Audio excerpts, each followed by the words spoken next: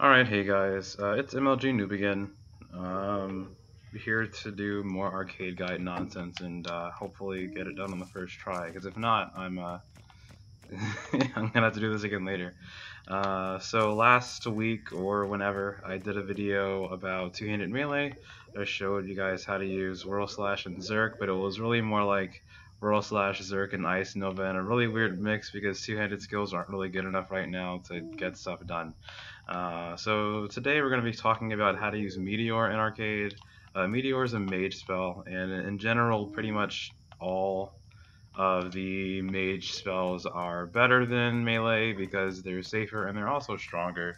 In order to make them stronger, you have to play in a specific way, but they're definitely stronger.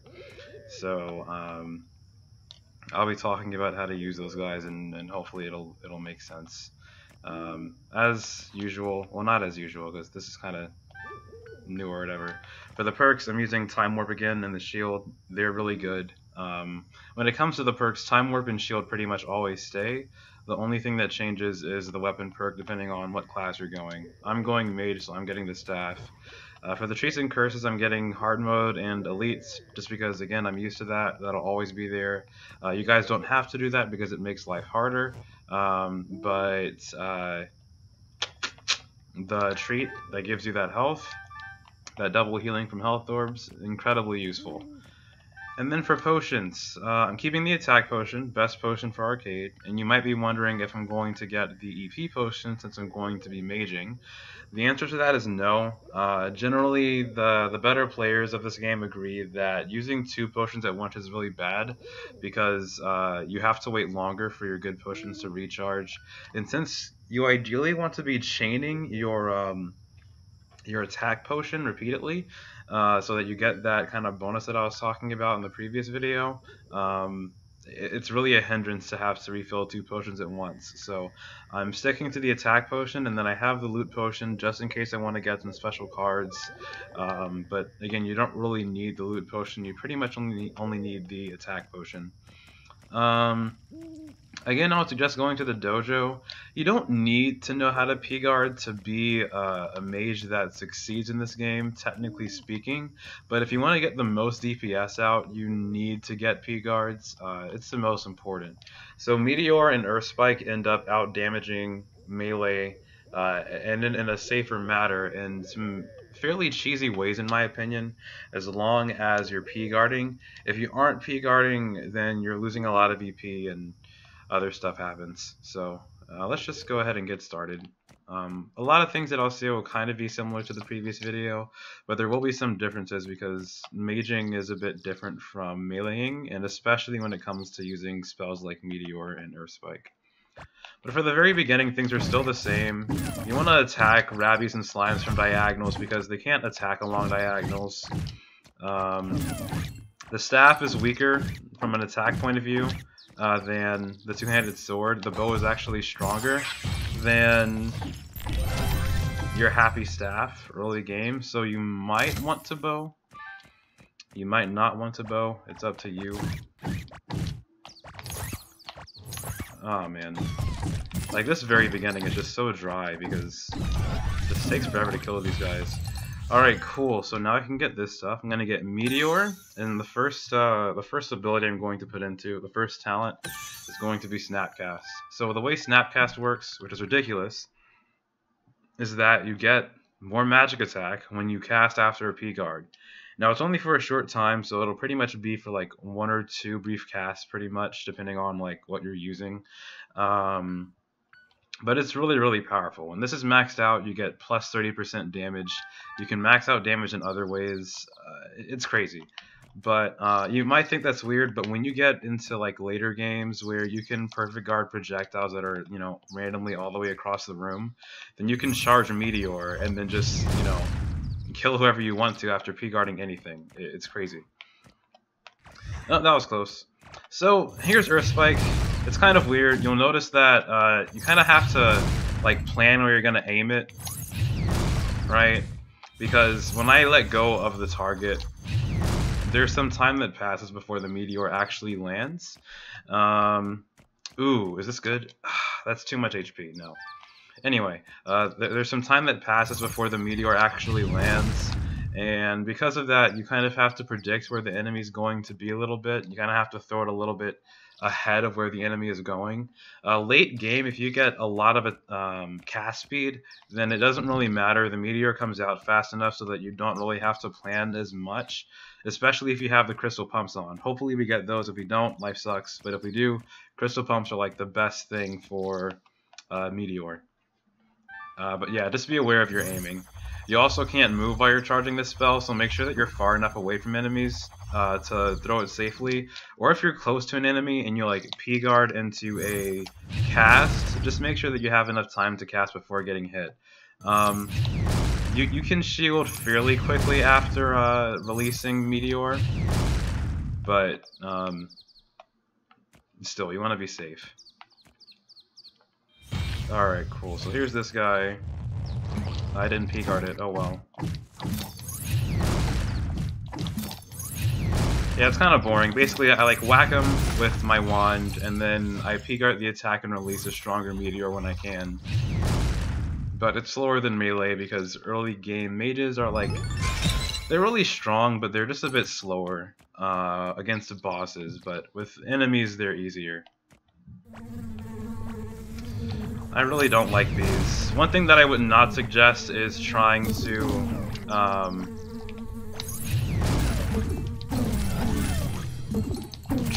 use Meteor on bees. It'll work with Earth Spike, but with bees, like, they're just so hard to hit, you know? And while I'm at it, if you're looking for a spell to use and you like Meteor, this is kind of a tangent, but I'd suggest using Earth Spike. I'll do a video on Earth Spike eventually, but Earth Spike is pretty much Meteor because but better. You know, it costs a lot less. So here's like the Earth Spike cost, and then here's the Meteor cost, which are much more ridiculous. Earth Spike costs less, it stuns enemies better, especially at gold charge, and that pretty much makes it better than Meteor.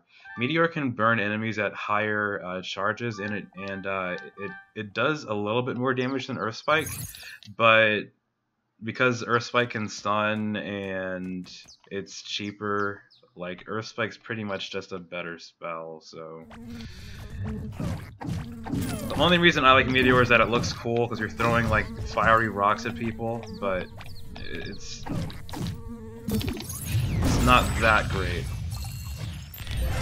Yeah, so I pretty much, like, knocked that Elite Slime from half with this, Meteor after a P-guard, so these guys are strong. Ludes. I got hit by that, wow.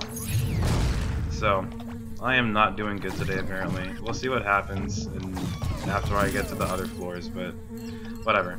Anyway. These are straightforward. Guard them, and then attack. Bees are just bees. I don't have a lot to say about these enemies, and I kind of talked about them in the previous video. You hit Rabbies and Slimes along diagonals, and then bees are like... You just shield them. And you can't really do... I mean, you can, like, dodge a bee and then try to hit it with your staff, but because staffs have less attack than, like, two-handed swords, it's not going to kill them in one hit, so it's kind of a waste of your time. When you get more magic attack, then your staff kind of upgrades in power, and then you can one-shot bees with a swipe, but early game, not so much. And when I say early, I mean, like, these first couple of floors.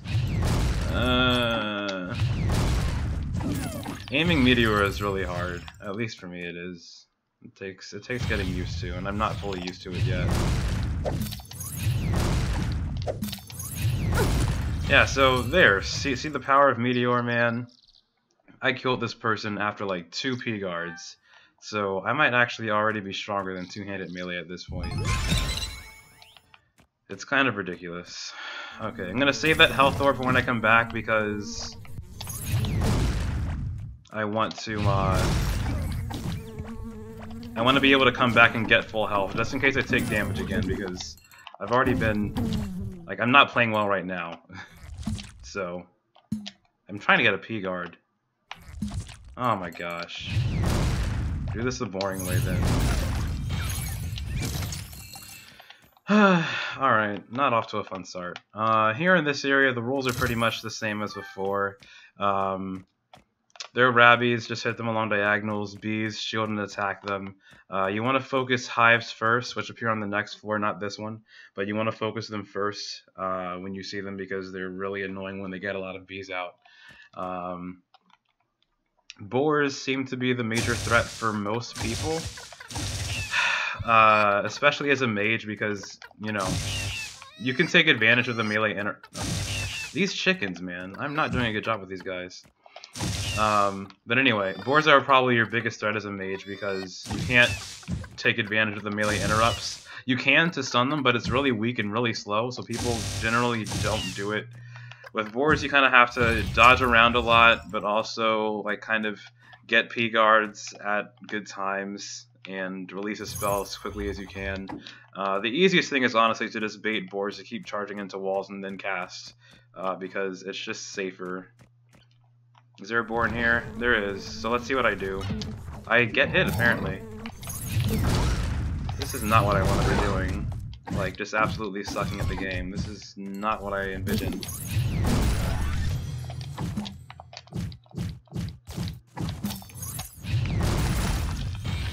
Yeah, so that's what I think is cool about things like Meteor and Earth Spike. You can P-guard one enemy and then like throw your Meteor all the way across the room. I am so tired. I hope that I can say like meaningful and useful things because I feel like I'm kind of rambling right now. So I finished up Snapcast because the P-guards are important. Next up I'm going into Mana Burn. As it says, you know, when your EP is below half, you get even more magic attack. It's incredibly powerful. I don't think, like, you'd be surprised how powerful it is. After we get Mana Burn, we're going to get Efficient Counter, and the reason why this is so good is that you pretty much start casting for, like, half of the normal cost of a spell after you get a P-guard. If you mix that with this spell, you can cast a lot of really powerful spells, like, back-to-back, very quickly and very easily. I'm trying not to get killed by nothing because these enemies are so weak. So it's kind of, it's again pretty embarrassing that I have so little HP right now. It's dumb. Anything good in here? Nope. You could use this guy to help you charge your Meteor faster, but you don't get that much magic attack for it. I think this robe is usually bad, but for Earth Spike and Meteor it can be good. It's just not worthwhile if you're good at aiming and stuff. Okay, so anyway, continuing on. Yeah, the beautiful thing about this spell is that you can attack enemies across the room. Attack enemies across the room as much as you can. Wow, my aim, dude. You can attack enemies that are pretty much all the way across the room, and that's it's incredibly powerful. Powerful. I'm gonna save this statue. I'm kind of jumping like back and forth between things. Maybe I'll redo this video. We'll see. But I'm skipping this statue right now because sometimes the statue gives HP, and if you have full health, it'll give you a potion. Maybe it doesn't have full health, but I just want to be safe. So let me kind of calm down because I'm not gathering all my thoughts, and I'm kind of just jumping around a lot with what I'm saying.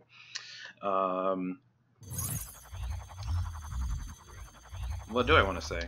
Nothing, apparently. Alright, so I guess I just needed to sit for a moment. I'm going to go into the boss. Whenever I go into these bosses, I always, well, when I'm a mage specifically, I drink this attack potion before I go into the boss. When I'm melee, you'll see me like drink the attack potion while I'm inside of the boss, or inside the boss fight arena, whatever. And that's because I can go in, I can get like a buff, I can get a potion off, and then I can go into Zerk and blah blah blah, to like maximize my attack stat. I could technically buff into a potion once I get the attack buff, because I will get that later, but I don't need it as much. In any case, I'm going to drink that potion for that bonus. Giga Slime's easy. You just attack it safely from corners. Oh, you attack it safely from corners, and you should try to P-guard the hammer because it means extra damage. You want that extra damage as often as you can get it.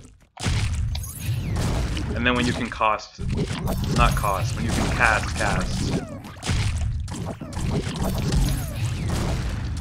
Yeah, this fight is really boring.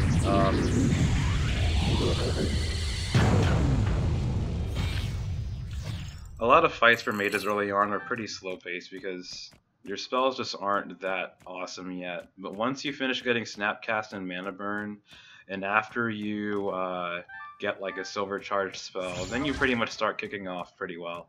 And Silver Charge comes in like the fields or the woods, so you don't have to wait that long for it. It's pretty good. Hopefully I won't get hit anymore in this area because like I feel like total trash getting hit by those simple attacks. Let me sell all the stuff I don't need and then get a move on. Not two of them. Yup. I might listen to this afterwards to see how like coherent my speech is or how it gets in the future, just in case I keep yammering about nothing. Let me go to that statue. Hopefully there's HP to give me that potion I missed this floor. Oh, so this is actually very good. For melee, this usually isn't useful. Well, at least not for two-handed. For one-handed, maybe it's useful. But for mage, like getting gold Earth Spike early, that's... Or not Earth Spike, Meteor early, that's really good. That's like really, really good. Okay, so this is the fourth floor, so now the hives are going to start appearing. Again, try to kill those guys as quickly as you can. Because you have like such a wide grasp, like you see how this is like, this is crazy, man. You have so much aiming space. So, because you can aim pretty much anywhere, try to kill those hives first. Oh, there's a boar here, that's not good. Yeah, elite boars are like the bane of mages. And you can take advantage of that melee interrupt, but like you saw, it's pretty weak. Oh, I'm out of EP. So you will see me like P-guard into attacks just to get some kind of damage in. But yeah, most importantly, you want to pray that they charge and then release like a P-guard cast. That's pretty much all you can do. Got Silver Meteor now. Silver Meteor is cool. It's stronger, and Silver Meteor also has the potential to knock back boars, like stun them. So that's cool. Another elite? Are you kidding me? I'm gonna kill this guy first. See that? Like, this is the awesome thing that melee can't. Ooh. That was not comfortable. All right. Oh, I'm out of VP again. Dang it, man. Oh, well, look at that. He's dead. Cool. That was pretty much like 2 casts that it took to kill him. The room wasn't that bad. But as you saw, like over here, I was able to P-guard the boar, move up here, charge my Meteor, and then just throw it at the Lude. You should be doing stuff like that often, like in the other floors that you're on, especially when you get past like the woods, because it gives you amazing crowd control. You can kill enemies wherever. So after you get that P-guard, aim your Meteor not at the enemy right in front of you, but the largest threat in the room, and quickly just knock it out. And then move on to the next major target in the room. Another good thing to do with Meteor is to try to group up enemies. It's really hard to aim this guy. You have to aim it like predicting where they're going to move unless they're standing still.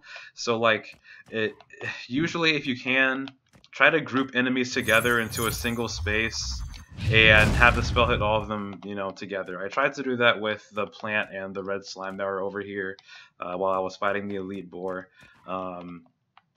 Meteor cost a lot, unfortunately, so you want to use it as wisely as you can. Man, look at that. It's just so strong, like... Oh, okay then. Meteor is so strong. Like, personally, I kind of feel like it might be overpowered, but I don't want it to get nerfed either because... For a lot of reasons, actually. I was distracted by that talent loot, so I wasn't... Oh my gosh. Okay, hold on, I gotta figure this out. I was distracted by the talent loot, so I kind of just went after it. This is why you should usually target the hives first. Talent loots are really good and really rare, so... I just go after those guys.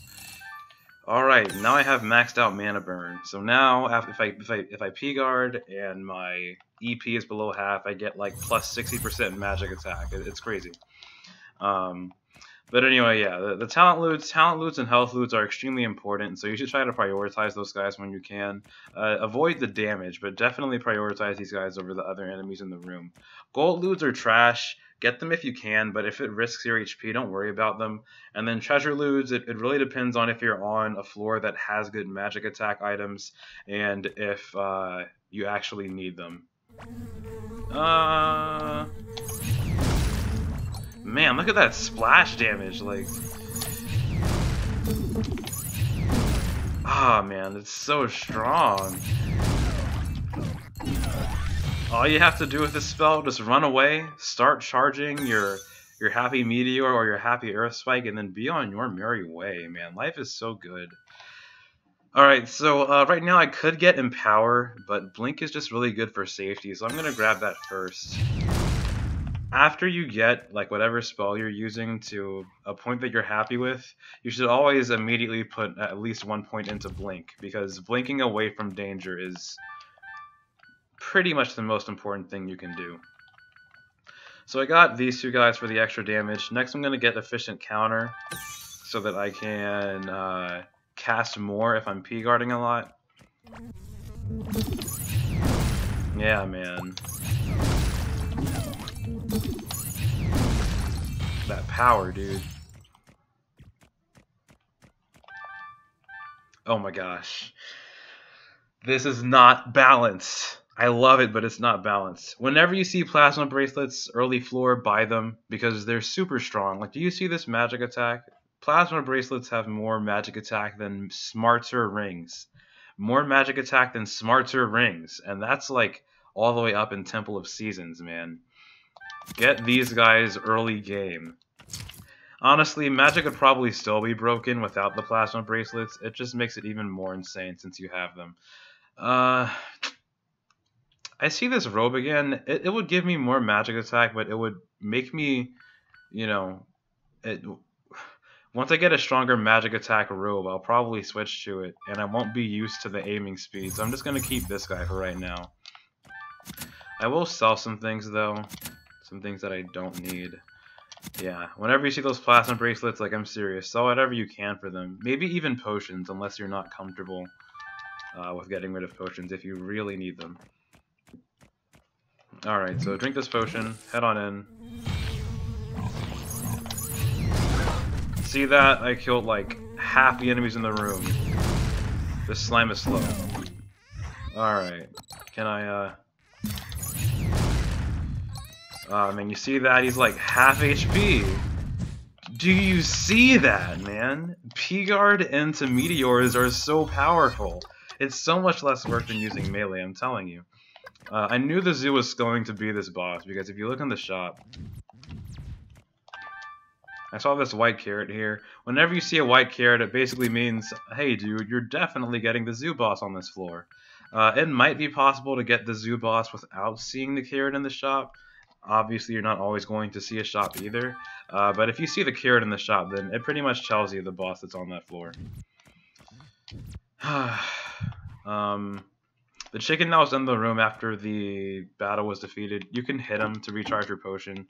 He's gone now, so I can't show you. I showed it in my other video, but yeah. I'm still kind of scatterbrained. I don't know what else I want to say for this floor. Yeah. Run around, run far away from an enemy, and then release your Meteor or Earth Spike if you're using that instead. If you can, get whatever P-guards you can, because if you're using Snapcast like I am, to get the most out of your damage, then you want to get whatever safe P-guards that you can in order to do heavy damage to other enemies. But don't, you know, try to do it if it's not safe. You saw me like get a talent loot a little while earlier, and then like try to kind of safely slash spastically hit an elite hive. I could have gotten P guards, but I don't want to risk my HP, so I didn't do too many P guards there. But yeah, so kind of just saying stuff. All right. Here's the important floor. Now we're in the Pumpkin Woods. This is where things start getting important. Pumpkin Woods is a different feel for mages than for melee. For melee, your main like enemies in here are going to be the lanterns, but for mages, your main enemies are actually the jumpkins. And the reason why, especially if you're using Meteor, is that you can kind of run away and charge an attack and then try to throw it out. Or, you know, if you're using any other spell, Ice Spike or Ice Nova or whatever, anything that requires you to aim, you'll probably try to run around, get at a good distance, and aim your spell and throw it off. But Jumpkins are very good at closing the distance between you and themselves, and they can, like, bite you, which will then, like, stun you out of your spell that you're charging. So you take damage and you lose your spell, and you have to recharge it again, and it's annoying. So Jumpkins, especially Elite Jumpkins, are a major threat here. For that reason, I suggest sticking to the two-handed wand. You can see like a one-handed wand that's green. It gives you more magic attack, but for crowd control, it's not really worth it. Keep the two-handed wand, because the cool thing about the two-handed wand is that you have a wide swing, you have this huge wave that goes out from you, and so if Jumpkins are chasing you, you can turn around, stun them with a nice big hit, or with a nice big wave, and then run away and try to charge for a lantern or a jumpkin or whatever else, and then hit it. So stick to two-handed weapons. Never, and I'm saying this seriously, never ever ever switch to a one-handed weapon unless it gives you like maybe 25 to 30 extra magic attack, and even then it might not be worth it. That's how much like the crowd control and the huge wave is worth, in my opinion. But I don't really think it's an opinion. There are other people who use magic that stick to two-handed because it's just so much better. I think one-handed needs a better projectile to make it like worth using for mages, because right now it's not worth using. What else do I want to say? After Jumpkins, lanterns are your biggest problem. Because lanterns can still try to snipe you across the map. It's nice being a mage because you can attack them from afar, so you don't have to risk yourself like melee and try to come in at an angle, because like lanterns try to back off from you in a particular direction. You don't have to worry about that as a mage because you can just aim away and boom. So that's really nice. So they aren't really a threat. It's just while you're fighting other enemies, don't get sniped by the lanterns. While I'm here, you could drink your attack potion all the time. I'm going to drink my loot potion because the lantern card is really good to have, and I want it. So I'm going to drink it before each room. No lanterns yet. So yeah, as you can see, I can just get that swipe in, and I have a lot of these guys on my tail. Just launching these meteors.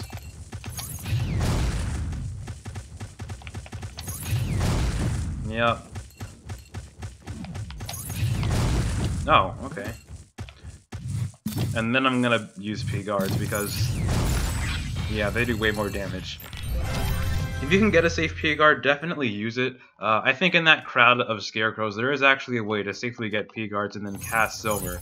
I just wasn't interested in taking damage, so I kind of ran away, charged, attacked, and repeated that over and over again. For this spell, it's pretty easy to do, and it does a lot of damage. Where are the lanterns at, man? Yeah, that's what I mean.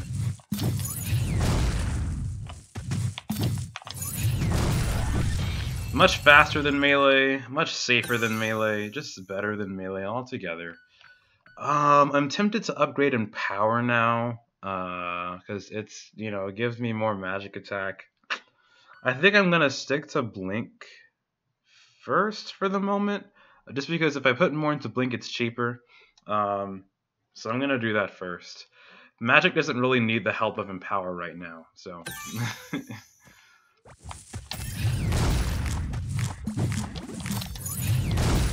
Look at that power.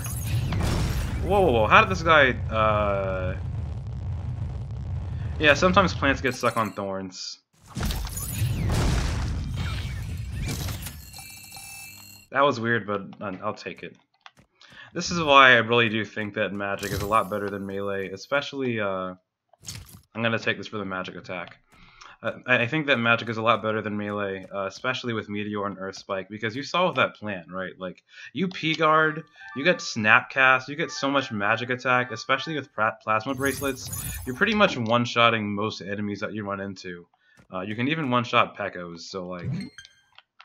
Melee doesn't get that treatment for using P-guards at all. Okay, there's a Lantern over here. No card, though. P-guard? Oh. Please. Yep, dead. I know that after I get that P-guard off, the enemy's dead. It's, I don't know if I call it balance, but... it makes my life easier. I'm gonna grab this for the extra attack, but it's not really a good, useful thing for mages. Another statue! Look at another gold point! I'm gonna get gold charged Earth Spike so early. Not Earth Spike, I keep saying Earth Spike, I mean Meteor. I don't know if I want to use it this early though, because like, having P-guards and gold Meteor is insanely powerful. I'm gonna try to refrain from using gold too early. I might try to save it for Mount Bloom if I can control myself, but like that's a lot of power to have. Also because I'll have to like charge the spell and aim with it. There's no guarantee that I can avoid using gold, but I'll try just because in most runs you won't have gold until like late Temple of Seasons, maybe early Mount Bloom. Oh, I think I lost. Yeah. Sometimes you get screwed over when you're in that challenge because like the bats come too close together. I think this room could be rebalanced because I feel like it's a bit inconsistent. Maybe a bigger room would be better. In general, you want to avoid the walls. I see some people like come to the walls and shield spam, but I've learned that there are actually weird instances where bats like coming in your direction. So in this case, if I'm like facing this way, bats could come down towards me with my shield up and still hit me. And then also, if you're like near a corner, sometimes the bats can come from off the screen and hit your back, and you won't notice them because they blend in with the background so well. So it's just hard to see and hard to predict and blah, blah, blah. So really, it's generally better to just try to not stay right next to here because bats keep popping out of here, but stay like in this kind of middle circle area. Not up here because you don't have a lot of space up here, but just like in this area. Stay in this area. And avoid the bats. Don't move with your shield because it's less helpful than you think it is. It can block bats, but it stun locks you and it allows other bats to hit you. It's just in general not too useful. Alright, so actually I might not want to drink my attack potion. If I get Pumpkin, I wait until after I've killed the Jumpkins to drink my attack potion. So we'll see what happens. Alright, P-card these guys. Kill. Look at that balance right there. Totally not OP. Cool thing about two-handed too, these waves clear thorns. Alright, just... that's probably the last swipe. Yeah, so these waves are really good for clearing thorns. Run under the guy, P-guard his attacks. Oh. I'm telling you, I'm doing horrible today, man. I'm missing all these P-guards, like I'm doing awful. I'm gonna grab this because it's more magic attack. I'm gonna boost efficient counter again, max out my blink. With max blink, the first blink is free, that's really useful. And I'm gonna change my hat because I really like the other hat. There we go, much better. Alright, but yeah, that boss is fairly easy. When he digs, you can either P-guard him or you can run past him, and then you pretty much whack at him and P-guard, and after you P-guard, you charge your spell and attack. I didn't really whack at him that much just because with Meteor I don't really have to, but you can for the extra damage if you want. That 5 damage made me lose my potion. Don't get hit room should be changed. Alright, so we're on floor 6 now. On this floor, ghosts can appear. They usually aren't that much of a problem for mages, but for Meteor and Earth Spike, they're a major issue because you're standing still. So, you know, if a ghost is invisible, you don't notice that it's ready to attack you until, you know, after you start charging. So if you see a ghost, you can like try to attack cancel or shield cancel it, and then quickly run away so that you don't get stuck in any crossfires or anything. And then run away. but it's still kind of dangerous to charge. So just make sure you're away from the ghost, or that you've cleared the ghosts in the room if you're trying to attack while ghosts are present. Okay. I did not like this room. I don't think I can get this guy. Yeah, nope. Yeah, I was under too much pressure.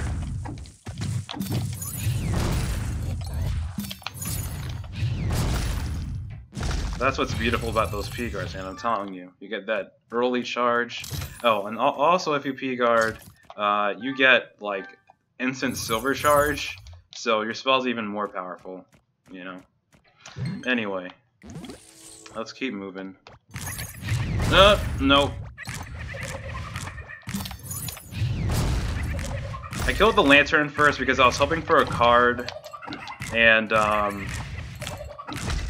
I didn't want him sniping me with other enemies in the room moving around. Didn't really get me anywhere, but like I can drain, right? Yeah, so always wall spam ghosts because they're annoying, especially with something like Meteor. You can't really do anything to them. You can kind of like maybe try to run away and then do a quick snipe if you're really good at aiming, but it's really challenging to do. So I wouldn't really rely on that. Just wall spam them because the way ghosts are designed, that's pretty much the best thing you can do as a mage.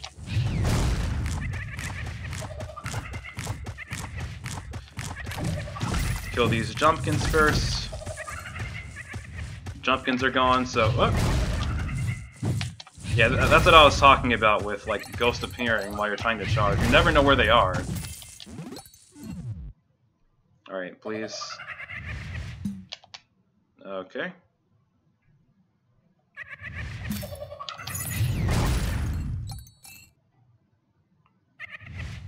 Yeah, fun gameplay, right? Just sit in P-guard all day and wall spam those guys. It's great. Oh, please. Oh, dang it. No! That's like the best potion in the... not potion, loot. Ah, man, that did not go the way I wanted. I really wanted that loot. Oh, well. So now that I've gotten full blink, I can put into Empower, and after that I'll put into Focus, because Focus is useful. In terms of maximizing damage potential, I could get Kinetic Energy so that I can get more EP back after P-guards, but potions are really useful, so I'm actually going to start putting into those guys now.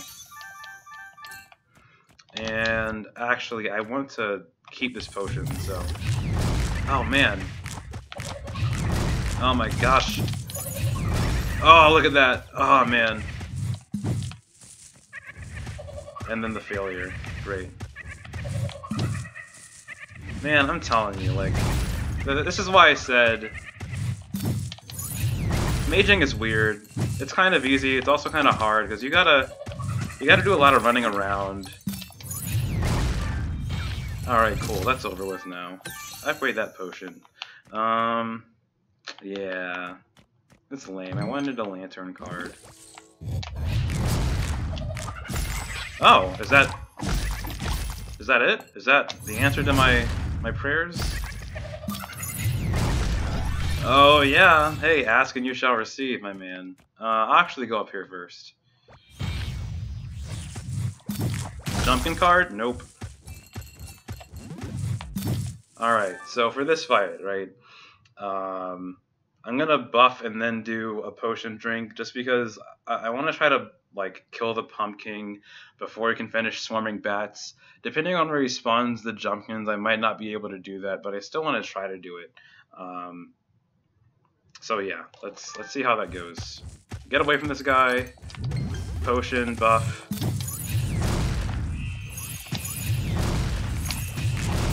Look at that. Look at that. That fair and balanced gameplay right there. Just bursting this dude to death. Alright. You guys saw me skip the shop. The reason why I skip the shop is that sometimes, like, particularly if I have a loot potion on, I know it takes a long time to recharge, so I don't want to lose time that I could have on that loot potion, like just sitting at a shop all day, you know? Dude, this is really good. I don't want to be sitting at a shop all day while the potion is active. So sometimes you'll see me go into another room and attack so I can use the rest of my loot potion and also recharge the potion back. I just kept going along because I kept drinking the loot potion. 4 is done, so I can go up here. Actually, whatever. Anything good to buy here? Nope. So taking a look at my gear, this is pretty good right now. You want the purple garland, that's good. I wish I had the glasses, I don't, but that's okay. Glasses are really good for mages. You want the apprentice robe, you want these plasma bracelets. If you don't have those, magic rings suffice. And if you don't have those, then the game is pretty much screwing you over. This is the best thing you can have right now. There is that one-handed wand, but it's trash because this gives you much more crowd control. Pretty much wherever there are stunnable enemies, this is better for crowd control. So since you need to have time to charge spells as a mage, crowd control is much more important, so never use one-handed wands. And then for shoes, there isn't that much we could really have right now, I don't think. So I don't need this crown. Crowns are okay. You see that extra EP it gives me? It's not worth it because I can get more magic attack on the purple garland. The crown is worth selling though, so that's nice. The crown is never worth buying, however. So let me sell the rest of these guys that I don't need. And let me move on. I think I will buy the bow here. I mentioned in the other video, you can use the bow when it's charged to kill lancerns from afar. You don't really need the bow as a mage because you already have ranged power that's extremely strong. But, you know, sometimes if you don't want to cast, it's still helpful. So I'm going to buy it. Mainly because I have like the money to buy it. I'm like overflowing with gold right now. If you don't have that kind of gold, don't buy the bow because you don't need it. You're a mage. You have ranged power that's way stronger than melee and way safer than melee. So yeah. Okay, so now we're up here. What do I want to say about this place? I think the rules here are pretty similar from melee. Your main threats are elite bots and elite pekos. Elite bots can't be stunned unless you're using melee interrupts or you're hitting them with Earth Spike. As a mage, you don't really have melee interrupts, you just have spells. Your spells are really strong, and depending on the gear you have, I believe that Meteor can one-shot some elite bots and can also one-shot pekos, but that's if you're P-guarding. But yeah, grab whatever P-guards you can to do major damage. Be careful with the elite bots, because you can't kill it easily by just swinging your staff around. You really have to be thoughtful of when you can stun an enemy or simply blink away from an enemy and then charge a spell quickly enough to do enough damage. Or if you're just trying to get a quick spell out, that's also fine. I feel like I'm forgetting something important. I'm not going to use the loot potion here. I don't think there are any good cards here for mages, really. The Guardian card is pretty good, but there are no elite Guardians, and it's not that necessary for mage, so I'm going to stick to the attack potion pretty much. Yeah, let's get started. If I think of anything else while I'm going along, I'll mention it. Get this buff. P-guard. Oh man, I wanted that loot! Ah, that sucks. Okay, I gotta rethink now. Dodge this guy. You can bait this guy's attacks, P-guard, and then miss that bot, apparently. I'm not doing well here. Yeah, so, yeah. As you saw, if you get a P-guard, you can pretty much one-shot elite bots, which is incredibly broken. Melee does not get one-shots for P-guarding attacks, and depending on where you are, it's very easy to get a P-guard and then do a quick cast. Because my aim sucks, I missed him a few times, but when you get really good at aiming, it's very easy to hit those elite bots. So the time delay isn't really that big of a disadvantage for you. This level is just shield spam. Don't let the purple or blue arrows hit your shield, but it's just shield spam. And then I'm going to move around. Once the blue guys start coming out, then you want to like kind of avoid staying in your little corner or wherever you're standing.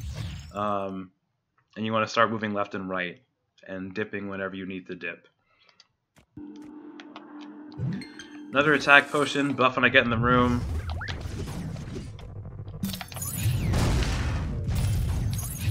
This is why I don't think this is like this is so OP.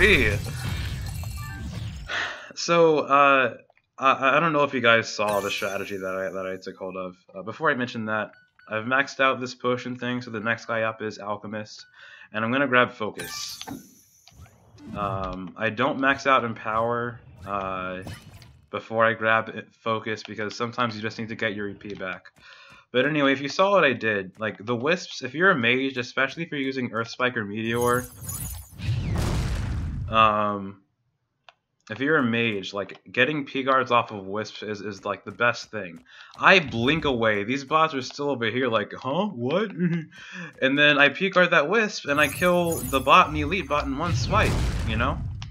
Now, again, this is because I have, like, the good stuff on, right? I have Snapcast on, and Meteor is a powerful spell, so it just works out that way.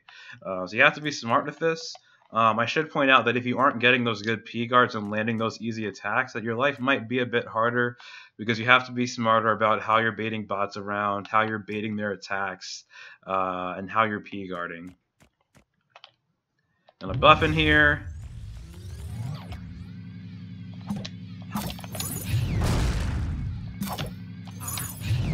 Alright, so, P-Guard into Silver Meteor kills Pekos in 2 shots, because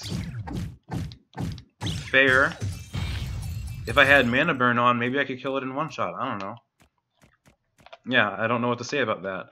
Pretty much when you see the Elite Pekko or the Elite Bot, if you can, try to isolate it, P-Guard something, and then cast at it. And you'll be sure to kill it within like 1 or 2 casts, maybe 3, and you'll be able to get the job done pretty easily. You want to kill elites as soon as you can because elites are pretty much the only unstunnable guys in this area. So, yeah. Oh, this is not comfortable though. I gotta figure this one out.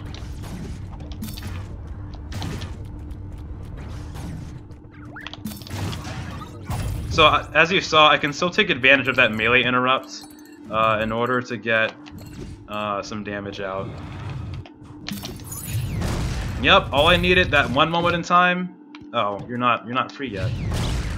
Okay, there you go. That Pekko's almost dead. Yep, fire burned him. And I got a Pekko card. Pekko cards are okay. They give you more HP, but I mean, I don't really need it. It's not that useful in my opinion, unless you're using the Shadier Merchant. So, the cool thing about mages that they have over melee is that they can take advantage of melee interrupts. If you want enemies to back off of you, you can still P-guard and throw out a quick swipe to stun everybody and then run away, right? Or you can P-guard and go into Snapcast. You just have more options as a mage. So that's what I took advantage of. As you saw, like once like the Pekko started being stuck in flight and the elite bot came over to attack me, that was my opportunity to P-guard the elite bot and then just one-shot him. You know? So it's really easy. But when you're maging, especially when you're using Earth Spike and Meteor, all you're doing for this game is looking for an opportunity to P-guard safely and then releasing a strong attack. That's pretty much all you're doing.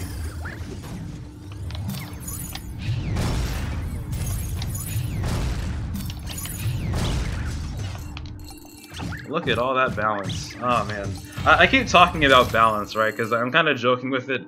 I do think it's easy damage. I kind of feel like it's free damage, but I don't think that it needs to be nerfed.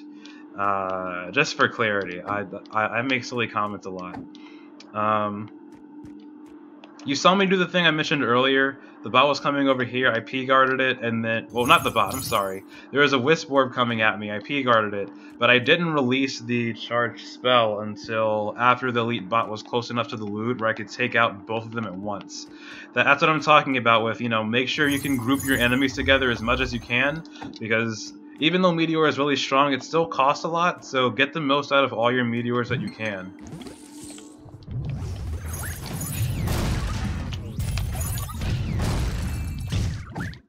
So right there, you kind of saw me, I'm gonna go after these guys. Oh, maybe I won't, okay. I was gonna try to, like, guard a few of the missiles so I could get my attack potion back, but then I just gave up on it. Anyway,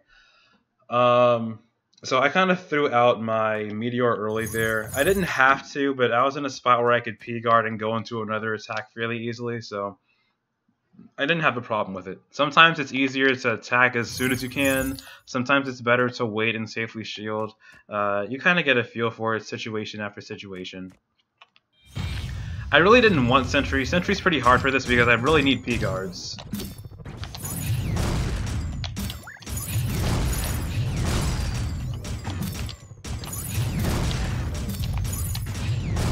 The reason this is so hard is that because of how much Meteor costs, you pretty much, like, you saw my AP was getting pretty low, right? In order to have, like, all that damage, you need P-guards. So, like I said, the game is all about finding a safe time to P-guard and then release your attack, but you never know what enemies are coming next. You never know if a Guardian is going to show up and try to guard the Sentry. You don't know if a bot is going to come and try to attack you. So I just focused on P-guarding and releasing bombs, you know. Wisps are your best shot, so try to keep the wisps alive. Having 3 wisps, goodness, in the room is kind of dangerous unless you can force them to group together to one side of the room. But yeah, always be P-guarding. Kill a bot if you have to, but try to only kill it either with your staff or with a cast after a P-guard. You don't want to just cast without P-guarding because then your spell costs more and life sucks, right? But yeah. In my opinion, this fight, it's really easy with some builds like Flamethrower, but with builds like Earth Spike and Meteor, it's not that hard, but you just have to be really aware of P-guarding and stuff. When I play this game, I feel like the only thing Melee has over Mage is bosses, and that's only when bosses are not P-guardable. When bosses can be P-guarded, Mage is still kind of better than Melee. Okay, this is floor 8 now, so now the Rift Crystals can appear. The Rift Crystals do spawn enemies, so prioritize those guys. You don't need those guys spawning more enemies. You don't need Guardians protecting the guys that spawn more enemies. Just kill them as soon as you can, as long as it's safe.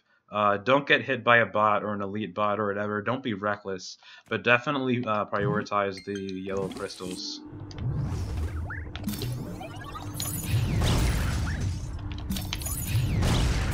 So easy.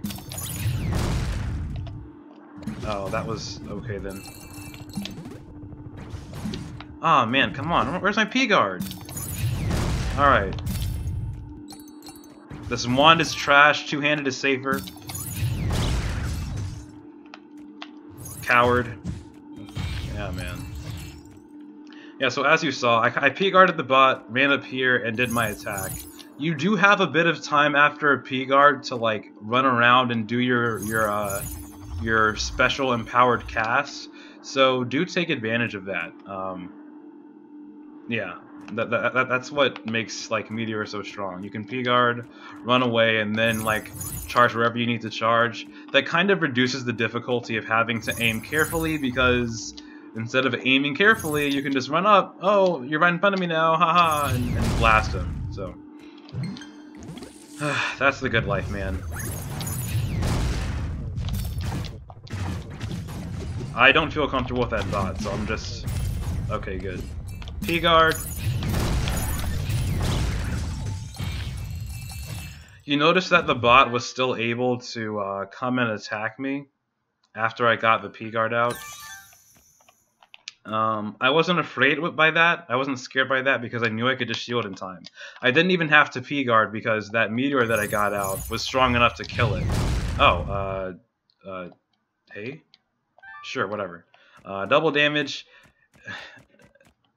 I'll talk about that later. Anyway, what was I saying? P-guard, and then I released the spell. I was fine releasing the spell because I knew I could shield in time, so as long as you can shield in time, still do release the spell because you want to have that empowered cast. Yeah. So double damage, I think it's fairly safe to use. in this area, but it really depends. You can get some really powerful rooms that like end your run very easily, so I wouldn't suggest always getting it. It's a bit of a gamble. I would never suggest getting double enemies here, because if you get a ton of rift crystals, they spawn a lot of enemies and it kills your run pretty easily. Double damage, it depends. This sucks. Yup, I am. Look at that! Look at that! This is why melee sucks!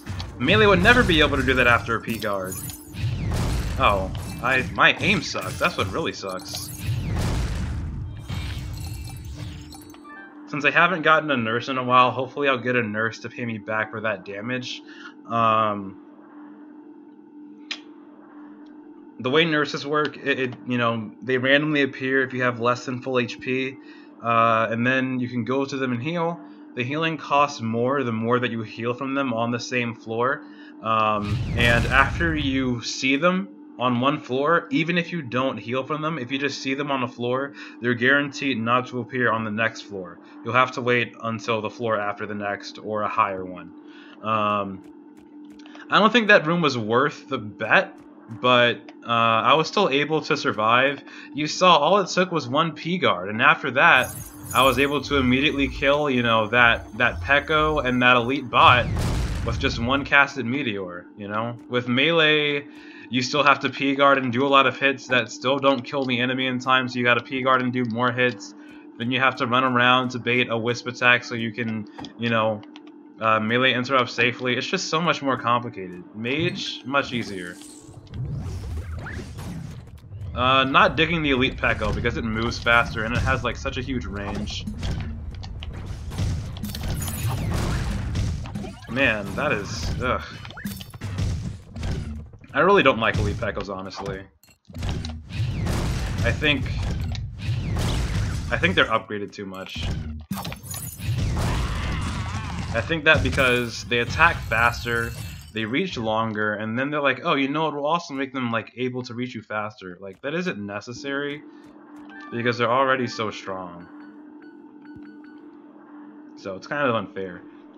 Here's another two-handed staff, and it's stronger than my staff, so I will get this guy.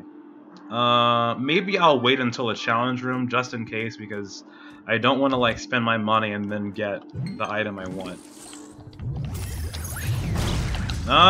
Please. Look at that. Oh man, like even with just like a regular charged attack, like I did a lot of damage to that elite bot. This is just so powerful. Like, I think I forgot to upgrade something. What do I want to upgrade next? With Meteor, you don't really need any other spells, so I guess I'll just go into Empower for more strength. Meteor is just so good. These guys, those threats, gone. That elite bot, I killed him in one hit even without P-guarding him because the fire killed him. I'm telling you, with Meteor, everything is easy because it's just so strong.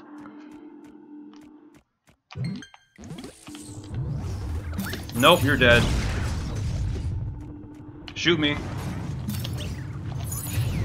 You're all dead.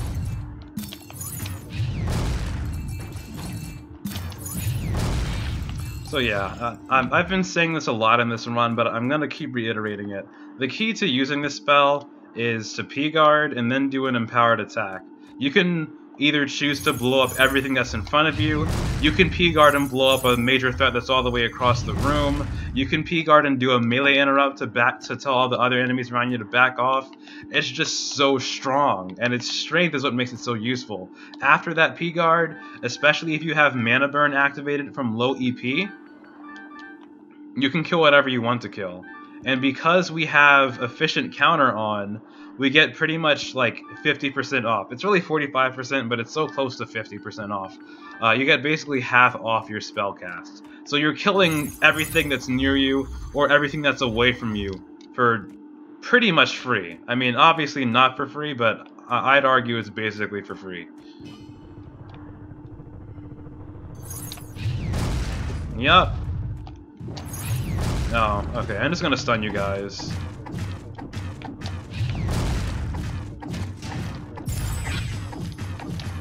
Attack speed is literally useless for a mages, so the bot card doesn't matter to me. At least the Pekko card gives me HP. This shield will be good for P-guarding Wisp Orbs because it does more damage, but I don't have any more Wisps to fight, so it's kind of useless. As with before, I'm going to wait on the nurse, or not the nurse, this statue just in case I get healing. Because if I can get a potion, I'm going to get it. I will heal out this nurse though because I'm just rolling in money. Yeah, I still have 8k, so that's not really a threat to me. Alright, boss fight. So for Gundam, you pretty much just throw meteors around safely. Unfortunately, like, you can't P-guard without attacking the fists, and attacking the fists is not the smartest thing, because why put yourself in danger when you can just safely attack the fists without them doing anything to you, right? Another thing that makes it better than melee. You can do the melee exploit that I showed you earlier, but, I mean, melee, yeah. So, let's just go in. There's not much to do with it. I'm gonna drink and buff after I get him to fall down or whatever. Yeah, I'm just gonna do this. Melee can do this too. It takes longer as a mage because mages have weaker staffs, but, you know. Oh! I want to save my AP.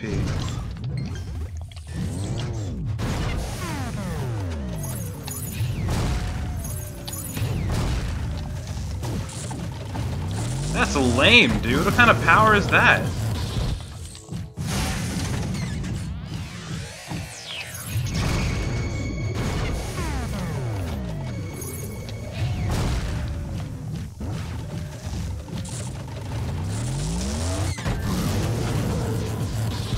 So I'm pausing the game because I do want to point something out. When you're using magic staffs, and I totally forgot to buy the icicle, I could have done even more damage. Darn. But when you are when you're using like magic staffs or magic wands, your power, like your melee power, is actually increased when you up your magic attack. So you know the benefits that you get from mana burn and snapcast and all those guys, like those also play in. So that's why I was kind of able to whack in to do some kind of decent damage when his head was down. Yeah.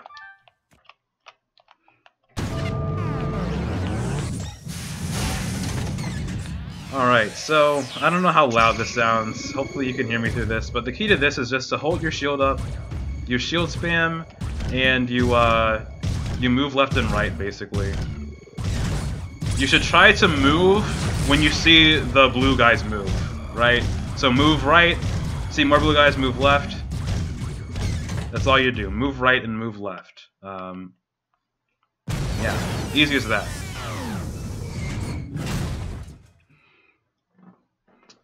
And it's essence, which sucks. I want to reiterate that you should only move right and left, like, what do I want to say? You should only move when you see the blue guys come after you because they home in on your location, and you want to keep as much like movable space as you can. So only after the blue guys start coming after you do you actually want to move out of the way. So instead of just moving left and right spastically, move, wait for blue guys to come, move, wait for blue guys to come, move. As you can see, it's pretty easy to handle. Before I forget, I'm going to go to that statue. Do you have a potion for me? See, it was worth it. It was worth it to get my health back because now I have an extra potion. And I'm gonna buy this guy. I'm gonna sell a lot of stuff that I don't need. That's trash. This is trash. This is trash. I don't need this guy anymore. I don't need this. I don't need this. The extra EP can be useful, but, like, in my opinion, for Meteor, you don't really need that EP regen, especially if you have efficient counter. I'm gonna keep this guy around just in case I want to use it later, but I'll probably stick to the Pekko feet and the Frostling shoes when I get those. And then I will buy this bow, because I have the money to do it, so why not, right? I can do what I want. I'm a mage, I'm rich, I'm powerful, whatever, you know? I don't know if I've talked about blink canceling yet, but you can cancel your attacks with shield. You can cancel your attacks with blink also. And although blink usually takes a bit of time to do back to back, if you use attack canceling, you can blink a lot faster. So I haven't talked about shield canceling because mages don't really need it. At least you don't need to like do it in a rhythm. You can just know that if you want to be safe after you do an attack, you can just quickly shield. But if you want to do this whole attack cancel thing, it's just attack shield at a very special rhythm. If you do it enough, you get used to it. But again, I don't really think mages need it that much, really, you know? Alright, so now we're here in Seasonee. I really don't feel like mages have any major threats in Seasonee. For melee, it's like the ranged enemies because they can throw a lot of snowballs at you that are powerful and do decent damage, and that can be annoying. But as a mage, you know, you can just throw a Meteor or whatever and just kill them easily. Flamethrower requires some work, but it's still pretty easy to use Flamethrower. I'll talk about that when I do a Flamethrower video. But yeah, with Snapcasts and Mana Burn and very powerful Meteor or even Earth Spike, you can pretty much kill whatever you want to on 1 or 2 casts. So you don't really have any major threats. I will say look out for the Ice Slimes. They cannot attack along diagonals, but they do blend in with the background. So if you aren't paying attention, you'll pretty much get like snuck up on and like attacked with you know, blue slime spears, and then their sneak ability will level up and you'll just get super triggered because you're like, how did you chip off 100 of my HP? I didn't even see you. So look out for blue slimes, and make sure that snowballs aren't hitting you. But besides that, I mean, just charge and let go, you know? That's all you gotta do. I feel like my commentary is much less like intelligent for this run, but you don't really need to do much besides P-guard and cast. I'm gonna keep drinking my potions and buffing. There aren't a lot of good cards to get here, so that mages need specifically. So I'm just gonna use the attack potion. Look at that! Kill all those slimes immediately. The cool thing about this guy, as a melee, I have to go up close to this guy to kill him. As a mage, screw that, man. All I have to do is just charge from afar. I can kill whatever I want to, man. Alright, so I've leveled this thing up to 3, so I'm going to get a different talent after this. I do the same thing with melee. I do max out the like fine taste ability, but I only get about 3 of the alchemist ones, just because you don't really need max unless you're handling like very specific boss fights where you want to be chain potioning. Gonna finish up in power, and I'm gonna get this gold meteor. It's glorious. I promise that I will try to avoid using gold casting, but like sometimes I'm stuck trying to charge my spell, so if I end up using a gold charge I might end up releasing it. I don't think it matters though, because as you've been seeing, like, my Meteor kills enemies pretty easily, even if I don't get a P-guard out. Like, I killed all those ice slimes together, even though I didn't get a P-guard. I killed that elite present without a P-guard. I can kill anything here, really, as I want to. The only thing that can probably take more than one shot is probably a Yeti, and even then, with a P-guard and silver or gold Meteor, he's still pretty easy to kill. I hate this place still, though. Well, the thing that sucks about this area is that you do have to stand still to charge. You can try to take advantage of, like, the sliding to, like, move and aim at the same time, like you see me doing. But it's kind of a drag.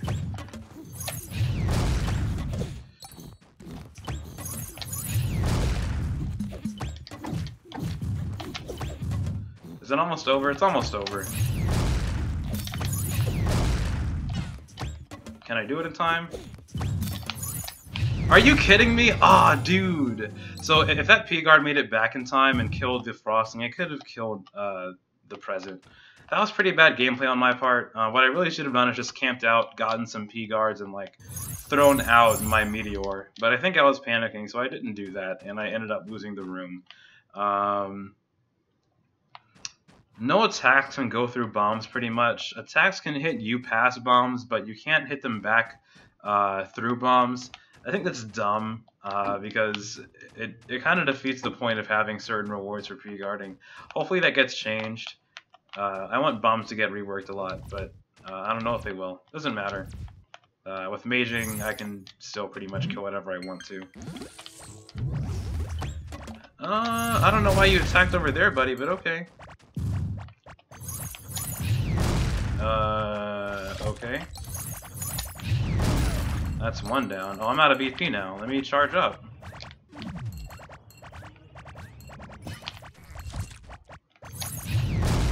Oh, dang, I am doing awful here. Alright, let's just do this. Nope.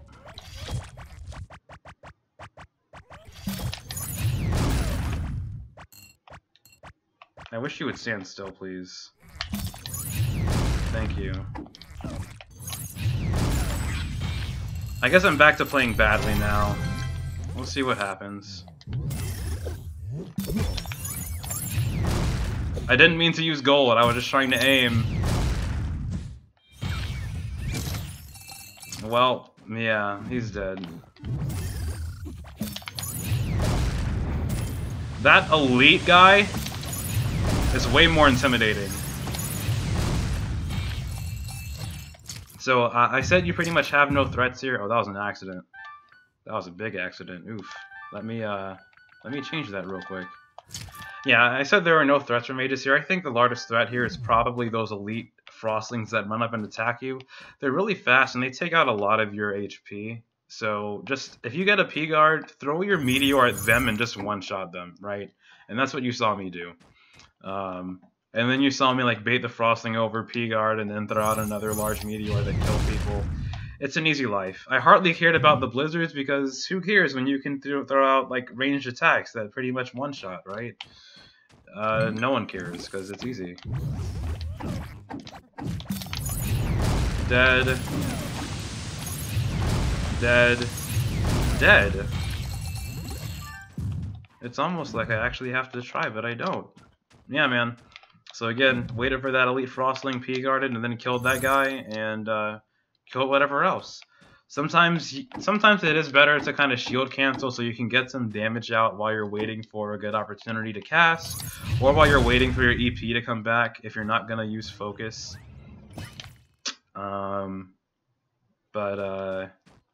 Yeah. So, I know that this boss is going to be Marino or Smashy and Bashy because I don't see a Toy Factory entrance up here. Let's see which one it is. Easy. Just get P-guards. Just get P-guards.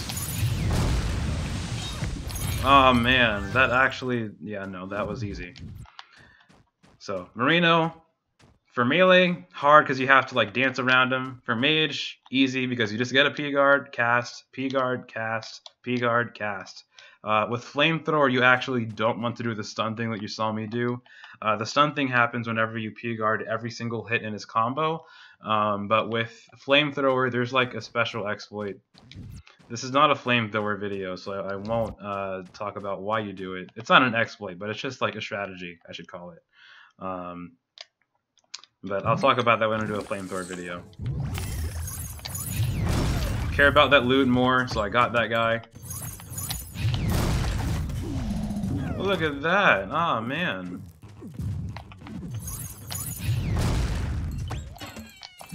Zero effort as usual. Alright, so I have these guys, I have these guys.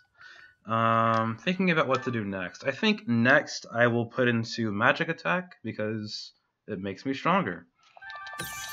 Yeah.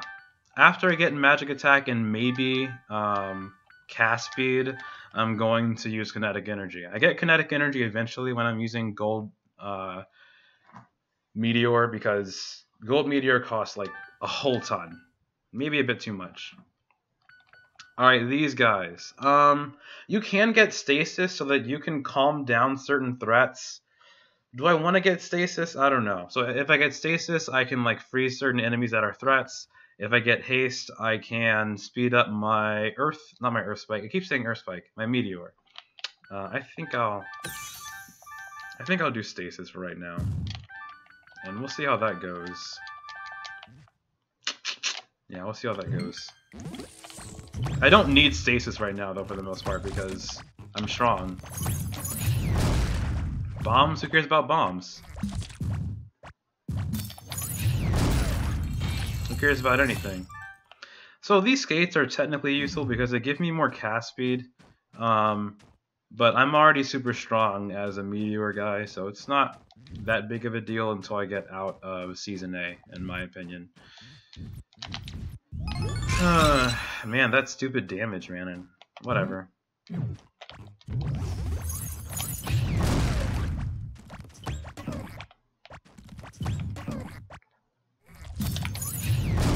Easy.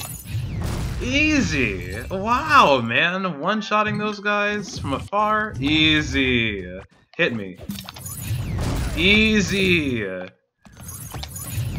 Easy! Yeah, man. I feel like this is pretty boring commentary, but I don't know what else to say. You peek guard on an attack, you aim, you let it go. Honestly, like, wherever you are, that rule always follows, wherever you go.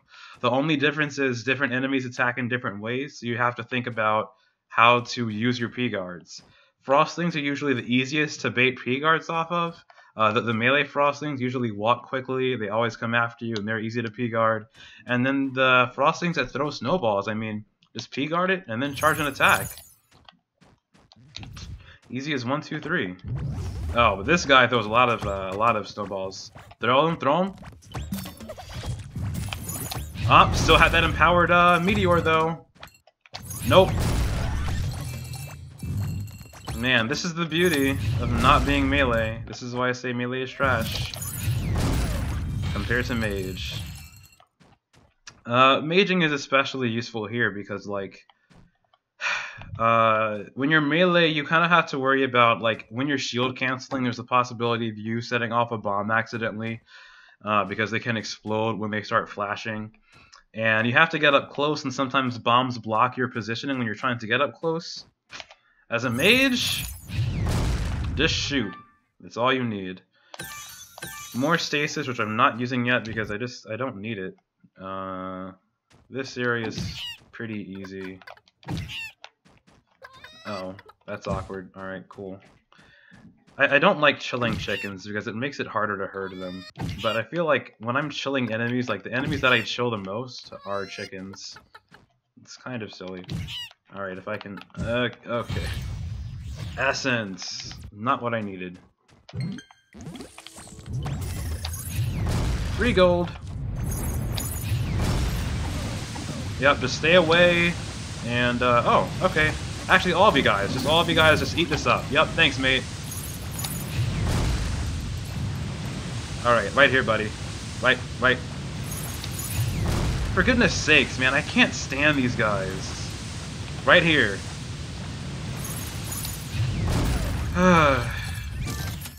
Their jumping should probably be, like, a little bit toned down, because they don't know how to sit still.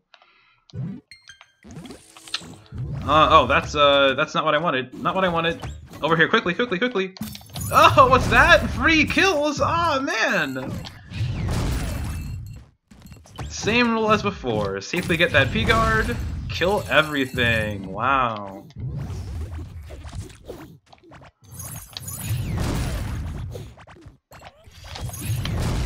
Oh, my aim is pretty trash right now, though. That's not cool. So another cool thing about Mage, you can do that, you know? If you feel like things are a bit too hard, you just throw out a ton of waves, and then attack when it's safe. I did not mean to use Gold Meteor, I just took too long aiming. But yeah, you know, that wave you throw out, it can stun multiple enemies at once, so you can throw all the enemies far away from you, and then when they're far away enough, boom, what's poppin'? Or, you know, in my case, like, instead of just charging immediately, you saw me wait for a P-guard, and then do the charge attack on them. Alright, so as with before, I don't see a, what is it called? I don't see an entrance to like a toy factory, so I know for a fact that because I beat Marino last floor, this is going to be smashing and bashy. Hopefully I don't screw this up. We'll see though. It depends on like how easily I can kill these guys. I don't know. Give me P guards.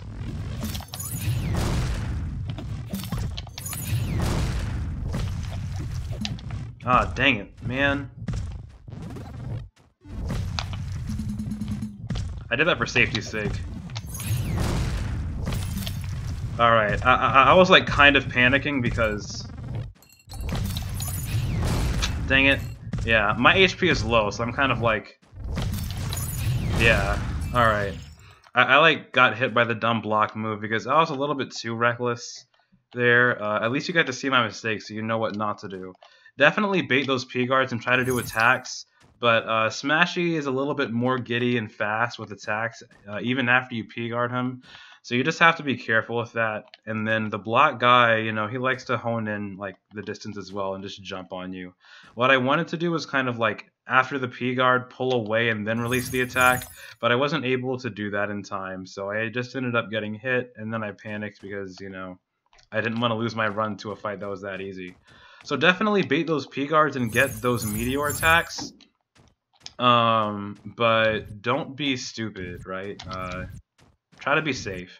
Actually, what I could have done, what would have been really good for me to do, I should have stasis the block and then just focused on the Frostling and just done P guards into Meteor. Then I could have killed the Frostling very easily, no problem. I think that because of the block is an enemy and not an official boss, that he'll actually stay in stasis for a while. So, I mean, it's easy. Easy money. Okay, so, cool trick. I only show this really when I'm getting health orbs, but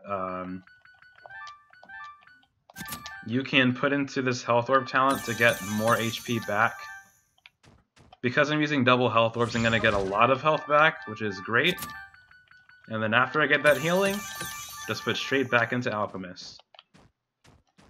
Again, my gameplay is lacking here. I think I talk about a lot of like struggles you run into when doing the melee thing, but as a mage, like I could talk about those struggles, but they just don't matter with this build because you can one-shot most things that come after you. Oh my gosh, not this mess again. Oh man. Balance, is that you? I keep saying that. Okay, I'm trying to... This is a bit harder, because I thought I was facing the right direction. Oh, well. Bruh, what is happening? Okay, there. We're doing this the boring way, then. No P-guards into one-shots. We're just gonna... I mean, okay. That's boring, man. That's boring. I took damage I didn't have to take in that room. I was just being dumb. So like up here, so because I'm so used to just trying to bait P-guards and then attacking, I didn't do simple things I could have done. Like instead of waiting for that Frostling to come and attack me, I could have just run, whatever. I could have come over here and then started charging my Meteor attack, and then released it right when he came in range to kill him. And then I could have just camped near the wall, P-guarding all the snowballs that came near me, and occasionally releasing the empowered Meteor. That's really it, guys. So, I was a little too panicked there. So while I'm saying a lot like bait a P-guard and get an attack, remember that Meteor is strong on its own. So sometimes it's reasonable to just charge an attack and wait for an enemy to come towards you, and then release it, you know? If you can't get a safe P-guard in time, just do those casts that are already strong enough. It's still easy money. Alright, so now I'm gonna sell stuff because I can. So actually, I don't need these boots anymore. For melee, I do keep these boots for the Hydra fight. But I don't need them if I'm a mage, and I'll show you why when I get to the fight, assuming I do. If I don't get the Hydras, it'll kind of suck. and I'll have to figure out how to do it because I don't think I've like come up with a strategy for the phase yet. When I'm just using the spells like Meteor or Earth Spike. So this is pretty good gear. This is pretty much max gear for a mage right now. At this point in the game, I would prefer to have the glasses or at the very least a blindfold. If I have the glasses, that'll be best, but ignoring the glasses, these guys, like best magic attack, best cast speed. The EP region is not worth it compared to the cast speed, referring to the Phase Man boots. The Plasma Bracelet's good stuff, Giant Icicle good stuff, and this Box Shield, it's useful. Winter's Guard is still better, but yeah. Alright, so let's get on to the next floor, and I won't be getting a potion because I suck so badly at this game. Rip me. Now we're in the Temple of Seasons. I ranted about this before. I think the most ridiculous enemies here are the autumn enemies. They are still your largest threat, but because Meteor can reach out and hit enemies from afar, it's not as big of a deal. So as long as you're away from an Autumn Knight and you can charge him and kill him, you can kill him before he starts attacking, you can kill him while he's attacking, you're just strong enough to kill him and that's all that matters. But the Autumn guys are still your largest threat, so whenever possible, change away from the Autumn season if there are Autumn enemies in the room. If there are no Autumn enemies in the room, then you can change to Autumn because it doesn't matter. But yeah, that's it. So Autumn is like the most threatening season. Then Summer Mages are pretty bad because they can trap you in spikes. Just blink out of the spikes, and that's really all you have to do. Winter is pretty simple. I mean, the mages aren't that much of a threat, and neither are the knights. So I don't really have to talk about those guys. If you've played the game, you know how they work. So I shouldn't need to explain how to work with them. In addition to the rule, I know I talk about like avoiding autumn, but more important than avoiding autumn is just avoiding the season that the Hydra is in. So if you enter a certain room and a Hydra is there that's empowered, change the season off that season so that the Hydra is no longer empowered. Empowered Hydras are pretty bad. The rules that I've been giving still apply here. P-guard and then do a power cast. Because, well, let me say this first. Don't worry about P-guarding the knights. You can just blink away from the knights really quickly, and then just throw a meteor at them or something. You can choose to P-guard their attacks if you can and if you want to, but if it's too hard or too dangerous for you, then don't worry about it because knights die fairly easily. If you P-guard the Winter Mage Cubes, Melee needs to P-guard those not Winter Mage Cubes, but any season Mage Cubes. You know, P-guard those guys. Melee needs it to do damage, but mages, it's just pretty much extra damage for mages. If you P-guard the cube and it hits a mage, it's a one-shot, and after you get that P-guard, you get another one-shot called Meteor. So it's great. Even Hydra heads, you can P-guard and then go into a powerful cast, right? So, yeah. Alright, so I'm here. I'm going to use the loot potion because I really want the season mage card. Might not get it, but I'm strong enough to the point where I don't really need the attack potion here. So, what's here?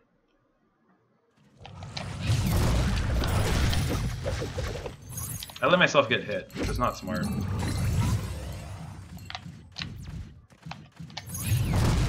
Can we? Okay. Alright, cool. What's up, guys? Have this. Oh, you can also stasis the Hydra heads, by the way. So, not very useful right now because he's the only enemy in the room, but I shouldn't be using Gold Meteor because it's even stronger. It is possible for you to get a gold point and have him in the Temple of Seasons, but I'll try to stick to silver to control myself. Again, with Meteor, it doesn't really matter, though, because you're so strong. Like, I could have killed him in 2 silver meteors, or I could have killed him with 1 gold meteor, so, you know, no one really cares.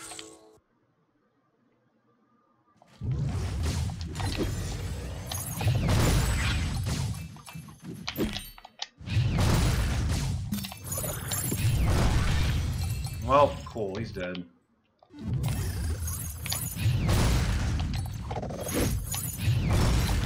I just changed the season to weaken these guys.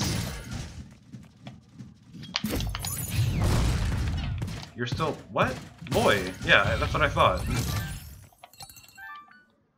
I think he guarded the attack with his shield, so he didn't die.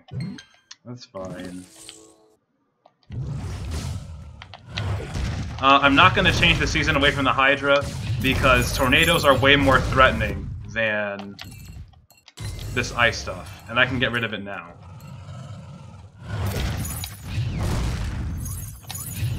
Yeah, so just like I said, I could have killed him in 2 silvers or 1 gold, so it didn't really matter. As you can see, the stronger wings are weak compared... not stronger, the smarter wings are weak compared to the plasma bracelets. I can get this guy for extra attack, and I will. I don't need it, but I'm gonna get it because there's more attack power. Sometimes I do have to do the occasional swiping, so I swipe.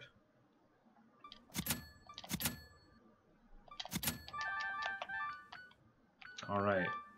I don't know what else to do with this gold point. We're hoping one day that utilities also get like a gold point or 2, so that they have cooler usages, and so that utility bills can get some help. But all I need is gold meteors, so yeah. All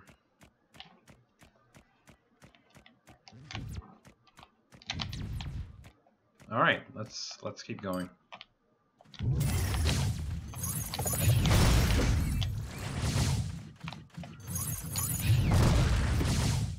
I just killed the winter guy because...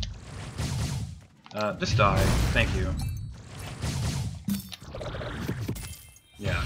Ooh, Winter's Guard! Winter's Guard is very good. Best shield in the game.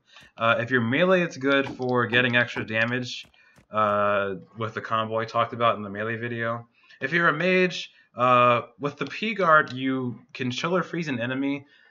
It's useful for slowing down enemies, and it's also useful because if they're chilled or frozen, they have higher crit chance. And you've seen how strong Meteor is already. If you put crits on top of that guy, life is good. Blink out of that. I wanna. Okay, cool. I got him. All right, good. Yeah. So as long as you can hit behind those guys, you're fine. Behind the shielded knights, I mean. As with before, you'll see me running around a lot when I want to P-guard mage attacks. The reason is that the hitbox is really weird. So even if you're shielding on the side, let's say a mage is up here and it shoots its cube down here, and I'm shooting from this, and I'm guarding from the side, it can actually still hit me through my shield because the hitbox is really weird. But if you're guarding like this way, like, you can P-guard attacks in front of you, and even like sometimes it's really weird, but you can even like P-guard seasoned mage attacks like behind you if you're like P-guarding up or down. That's how weird / kind of jank the seasoned mage hitboxes are with their cubes. So unless they're directly to the side of you, like if they're directly to the side of you, you can like guard from the side, but otherwise you want to try to force them to like attack you up or down. Basically, be really smart about your direction. I should have waited on this guy until after I like got my health filled. I just wasn't thinking because I'm talking a lot right now, but it's okay because it's useful. Since I got 3 free talent orbs, what I'm actually going to do is put into kinetic energy right now. And I think now's a good time. I just finished the magic attack ability, so I think now's a good time to put into kinetic energy.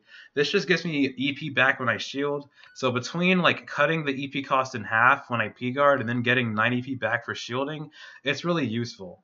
The other reason why this talent is useful is that if you miss a P-guard and you're trying to cast, at the very least, if you miss the P-guard, you still get some EP back. And then if you try to P-guard again, you get even more EP back. So repeatedly trying to shield is very much rewarded for, if you're a mage. Which is cool. Very cool.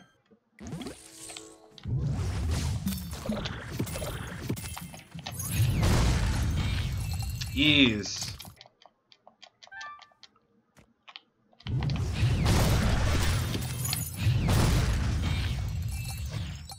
I think a lot happened quickly in that room, so hopefully that didn't throw you off guard. But I basically just P-guarded the attacks.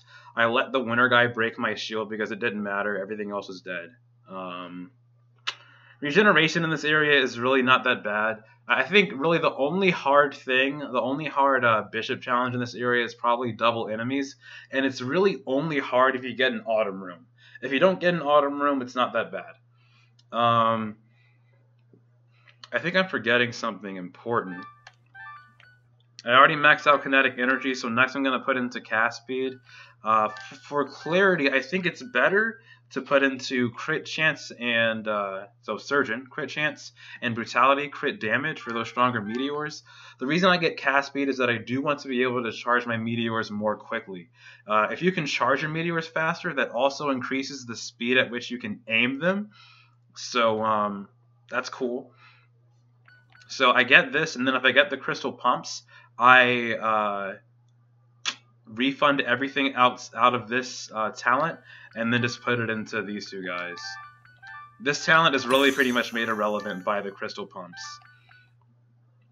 So stasis is already maxed out. I can put into haste now, which also makes it easier to cast more quickly.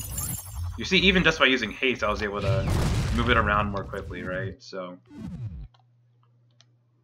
chickens, you can hit chickens with your arrows, so if you want to stay out of the mushrooms, that's a way to do that.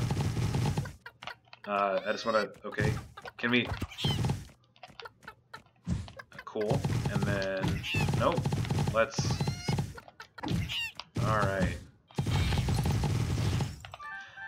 Alright, this hat here. So I think this is actually the worst hat for season mages, or for Earth Spike and Meteor mages. I think all the season mage hats are better than the purple garland.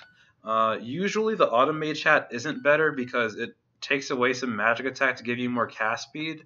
But if you're using Earth Spike or Meteor, you want that fast cast speed to get those heavy hits out as quickly as you can.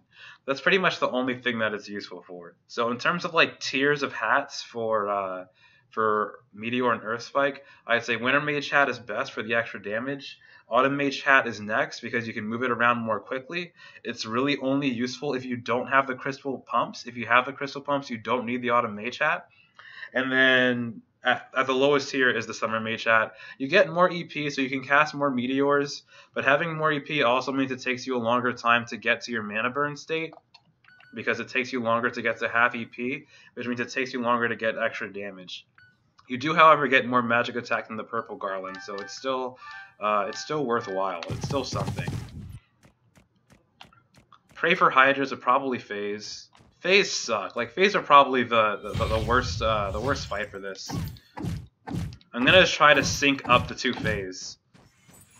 Dang it, didn't work. Alright. I'm gonna use gold here just because I hate the phase so much. Like, it's really annoying. Honestly, the key to this fight, focus on these thorns. Focus on the thorns, and, well, focus on the thorns, focus on the tornadoes, and focus on the vines. Oh my gosh. The thorns are the most important because if they get out of hand, dang. If they get out of hand, they can like completely remove your motion, and it's just way too dangerous. Don't let the tornadoes get you though.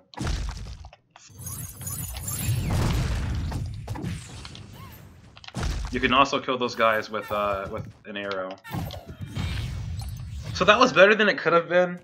I think, so I said that Earth Spike is better than Meteor because it's cheaper and it can also stun enemies at gold charge.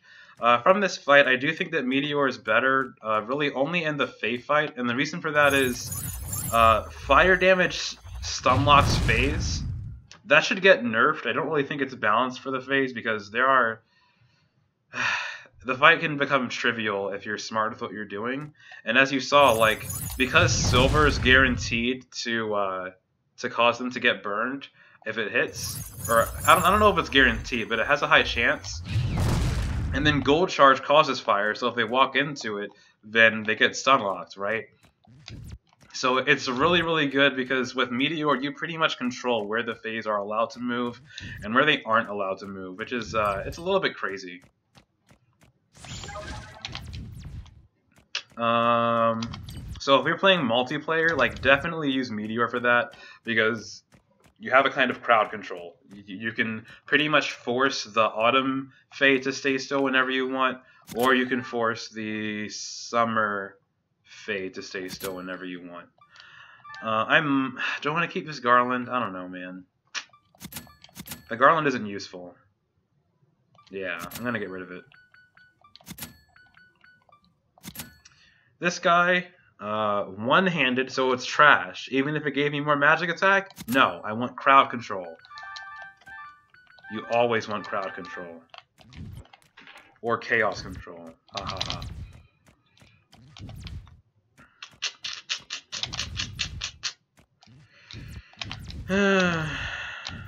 Oh man, I'm telling you, mage is easier, and to an extent that's kind of boring, but at the same time, like, just being able to kill everything as you please, it's pretty fun.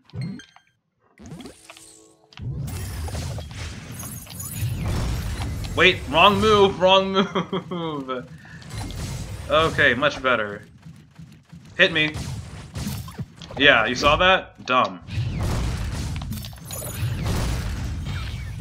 So that's what I meant about the hitboxes. They probably need like a small redesign or something.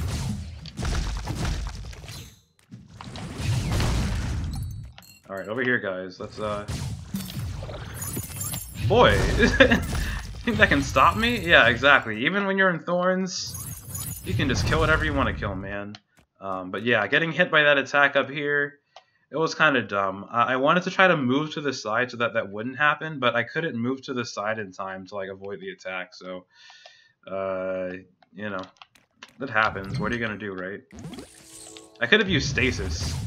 Like that's the thing. Everything that you're seeing right now. Ooh, wait, hold on. I'm kind of in a rush because I have the potion on still. All right, this.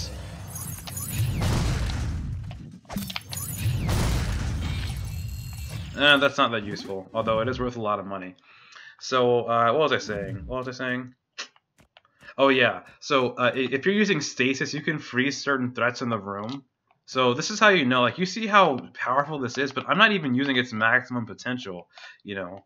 As I said earlier, you don't always have to P-guard to land hits, but P-guards make you even that much more powerful. You can use stasis to freeze enemies in their tracks, and then throw out those powerful attacks. I mean, there's even more damage that you can take advantage of with this mage class. What happened in here? I thought something significant happened in here. I P-guarded an attack, right? Maybe nothing significant happened here. I thought I wanted to point something out. I don't know. Oh well, whatever.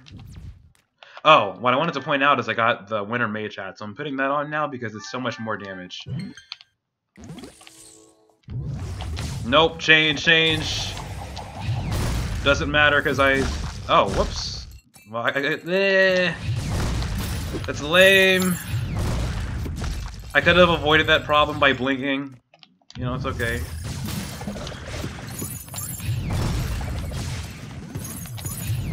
Come on. Oh, no.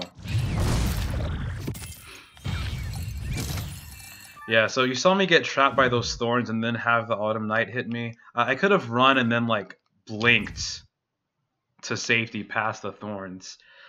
Whether or not that's fair to require people who are, like, still getting familiar with arcade, I think that's a different story, but, I could have done it and that's all I'm gonna say.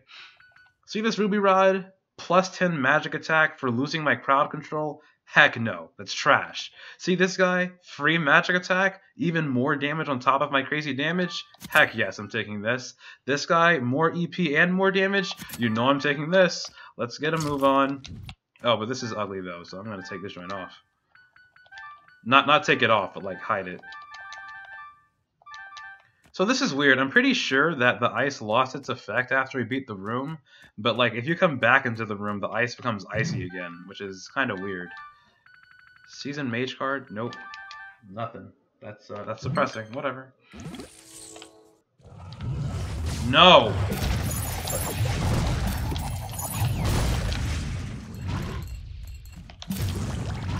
For goodness sakes, man.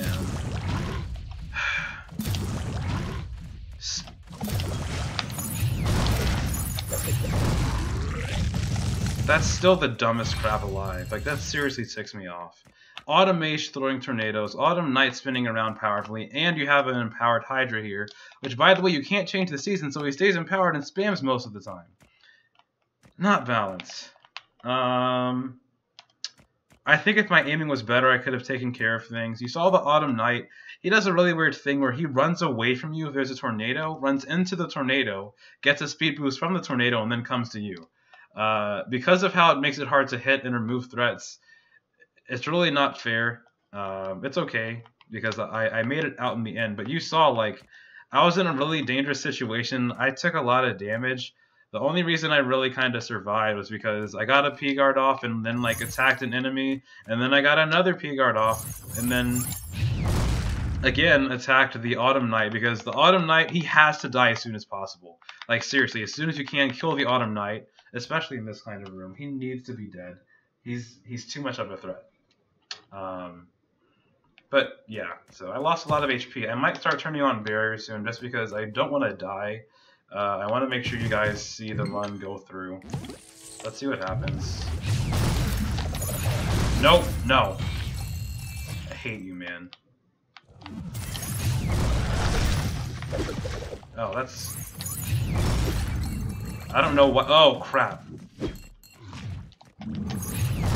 Dang it, man. See, this is what's bad. I should have killed the other enemy first. I got silly. I got a little bit reckless there, guys. Yeah, I might lose this run. Just because I'm not thinking straight right now. I was like, oh yeah, I can do whatever I want to do. No you can't, buddy. No you can't. Okay. I'm just hoping for a card. And I'm not getting one apparently. But I'm getting like 30 winter mage hats that I already have. Thanks, game. Alright, well, I think I'm going to put into barrier now for safety's sake, and I'm actually going, let's see. I don't need stasis for the winter boss fight, so I'm going to put that into barrier also. And then, I really wish I got that Season Mage card, because that's more magic attack and more EP and cast speed. Can't win them all, though. I'm going to drink another potion, and then I think that's all I'll do for now, and then I'll go into the winter fight.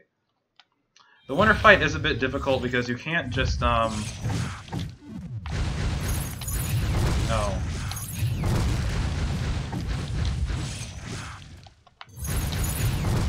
Okay, that should be enough. With melee, you can kind of burst the guy with, like, swiping. If you have Zerk on specifically, only with two-handed Zerk. But mages need their EP, right? So it's not as easy. I'm still gonna do the trick where I keep his HP high for the most part, so that I can force him into the maze attack. And then what I'm gonna do is get some fire over there. Is it over there? Yeah, I tried to. Use Blink to get inside early.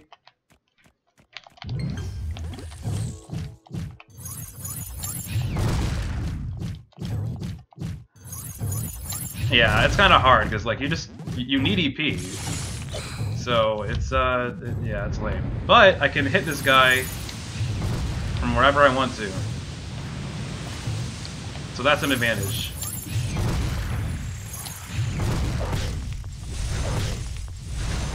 Yup.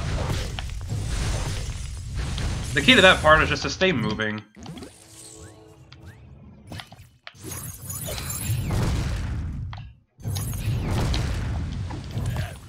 So that was actually easier than I expected it to be.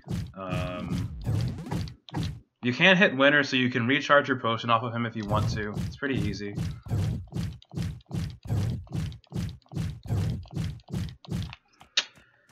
Honestly, that probably shouldn't be a thing because, well, I'll show you guys in a second.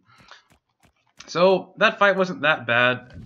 Now, actually, in my opinion, I think that Mage is better than Melee for that fight, because you saw me get him down to like half-ish with Meteor, which is pretty much what Zerk Melee is capable of, unless you have really high attack gear.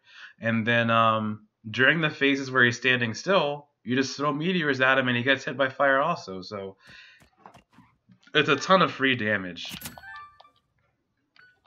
This helmet, never buy this helmet. It costs a lot, but it's worth a lot of money. Kind of like the crown. Always sell this guy. I'm going to sell these rings because mages don't need them for any reason. They're kind of a joke. But if you didn't get any plasma bracelets, then they are useful. I don't need this hat anymore because I have the winter mage hat.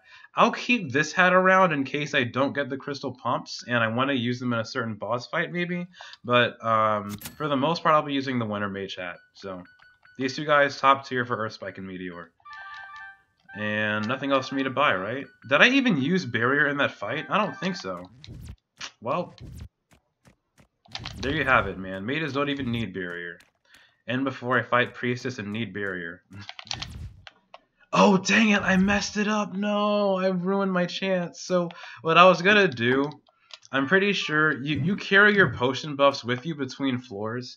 So potion chaining with attack potions, I think it's cool. It's balanced. It adds an interesting kind of sense of skill and rush to the game because you have to keep on focusing on your potion. But being able to recharge your potions after boss fights is a little broken. If you're going to revisit the rest of the floors and the boss disappears, then it doesn't matter. But if you hit the boss, what I could have done was continuously chained my potion drinking and then gotten it up to 4 charges and then gone to the next floor and been able to kill whatever I want to on the next floor. Now with Meteor, it doesn't matter because I can kill whatever I want to with Meteor as usual. But yeah, so whatever. Alright, so now we're here in Mount Bloom. Any major threats here? Not really. You can P-guard spin section, throw Meteor. The mushrooms are kind of like the jumpkins. They come near you and they bite you and it messes up your ability to attack. But you can like keep them at bay by shield canceling and then throwing your Meteor. Or if you come into the room, you can just immediately charge really quickly and then release it and attack, right? So it's not that bad. Larvae aren't a problem for you. They're a problem for Melee because Melee has to move around the room to attack things, including the larva. But with Meteor, you can hit whatever you want to from a distance, and yeah, so be careful with this fire though, because if a larva runs into the fire, it will take damage and therefore it will get enraged. I'm going to be using my my loot potion here. Why? Because I'm so strong. At this point, you pretty much get gold, so I think I'm gonna. I might wait another level before I start using gold, but I probably won't because at some point in Mount Bloom you're gonna get gold charge. So I think it's realistic to use gold here. But I'm gonna be using the loot potion because I want the larva armbands. Those are like the next top tier above the plasma bracelets. More magic attack and more cast speed, and cast speed is very useful for Meteor. And then what else?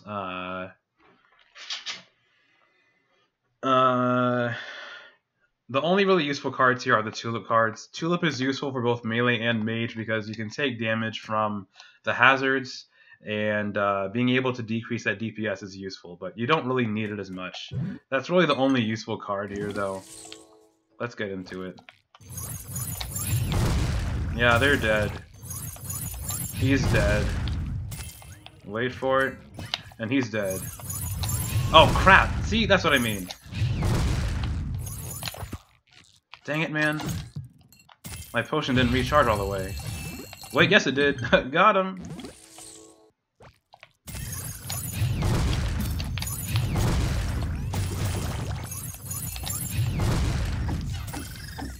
Yeah, I should have gotten the health loot first. I just didn't care about him for some reason. I'm just not thinking as much right now because I feel the power. Be careful with those red guys, man. For both Melee and Mage, they're a problem because the red guys can Like whenever they jump, if they're elites, they leave fire behind them, and if you kill them, they leave fire with them. And fire does a chuck ton of damage to your HP. Always avoid fire. Kill those red guys when you can, and stay away from them. Okay. Why?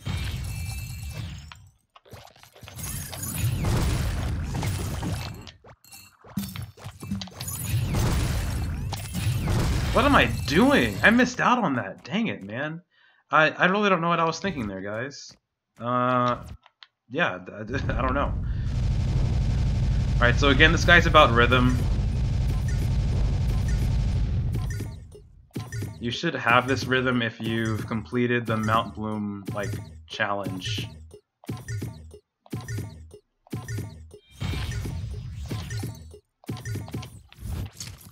That's the first Larva Armband. Definitely try to get treasure loots here. I should have gotten the treasure loot that appeared here. Treasure loots could mean crystal pumps, and those are super useful for you, man.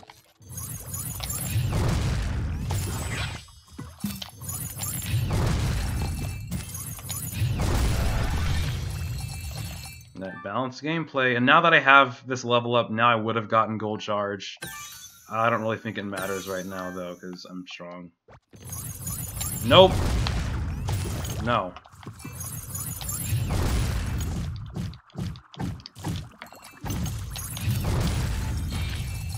Look at that. Without taking damage, honestly, it doesn't threaten me that much if they all do become elites. If you take a no damage challenge and then you get hit, then all the enemies like get all their HP back and become elites. If I take a hit, it doesn't matter because, I mean, elites here aren't that intimidating for mages. But if I don't take damage, hopefully I get an orb or something.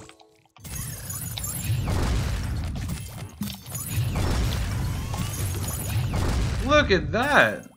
Oh, wait, what? No. Ah, the crystal pumps! Yes, these are the best in the game! For this class, of course. Oh man, I'm so glad I took that bet. Now look at how fast this is. Oh, well, I'm out of EP now. If I can just get that other Larva Armband, then I will have max mage gear. Max hat, max face, max chest piece. Crystal pumps are good for that insane cast speed, and you get more magic attack. Larva Armbands, I need another Larva Armband here, and then I need the mushroom for more magic attack. If I don't get the mushroom, though, like, it'll kind of suck, but it'll be okay. Maybe that other treasure loot could have given me a mushroom, actually. I don't know. Whatever. I don't want to use my potion, but I don't know what kind of boss I'm going to get. Well, I'm going to use barrier, I guess, for safety. Let's see what happens. So Power Flower is always a weird boss for mages because you have to do crowd control, but crowd control is pretty much hard to do with the tulips because you don't have enough EP to cast on all of them, but you also don't have enough. You also have to kill everybody in time, right? So the trick really is to let all the enemies come towards you. Just focus on attacking the tulips with your staff, and then make sure your potion and your buff stay up in power, and then let mushrooms come to you, P-guard them, and then attack Power Flower with a gold charge attack. I'm really pushing that you should be like, it should be guaranteed that you get gold charge before the Power Flower fight, just because mages need it a lot of the time to survive. So yeah, keep your buffs up, but just wait on those P-guards to get those strong attacks. I might use my potion or barrier early because I really don't I don't want to lose to this fight. And I'll show you guys something cheesy that you can do, but I won't stick to it. You'll see it later. These guys will be helpful for you. This is why I say wait until you P-guard. Efficient counter and kinetic energy will help you like keep your EP up, and then Snapcast will also give you extra damage. So again, focus on P-guarding. Gonna buff. I'm gonna get this guy out of his enraged state. Wait for that guy to attack me.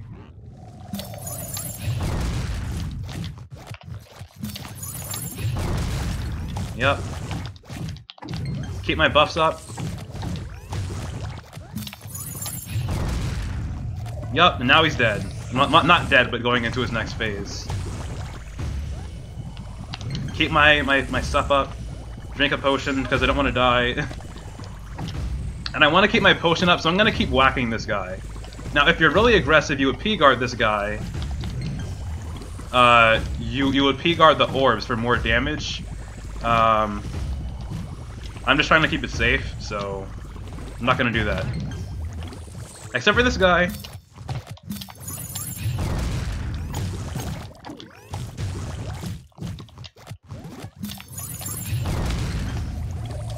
And now he's already off to... Oh, dang. Okay, so I'm going to show you the little hacks over here. So, you can actually camp out in this room to avoid damage. The spin set kind of ruins that, but I'm not going to do that because I want to keep my power up. So I'm going to try to, like, navigate safely. If I can. Goodness. Alright, cool. So there, you saw the cheat corner. It's kind of cheesy to use, though, so... Hit me, please! Okay, I need to be smart with this.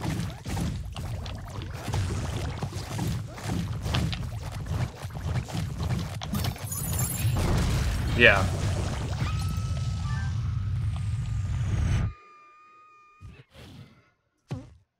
I think something that's important in that Power Flower fight, I could have avoided that damage there, but I wasn't keeping my buffs up. That's why I say it's not really worth it to stick in this corner. A, because if a spin section's in the room, it can hit you. If there are no spin sections in the room, then you're safe, but it's much better to keep your attack up so you can get those insane Meteor attacks on Power Flower. But the key to this guy is to just stay calm, right? You want to bait P-guard so you get OP attacks, and between Mana Burn and Snapcast, like, you're set and ready to go in terms of damage. So even in that last part, like, tulips are popping up and they're throwing stuff everywhere. Sure, kill the tulips that you can, but just wait for a good opportunity to get a quick P-guard out and then get that huge damage. Because you do so much burst damage to Power Flower's HP, it's insane. Also, because I have the Crystal Pumps, I don't need the Snapcast talent anymore. I can buff my crit damage, which means I'm even more OP. Look at that, man.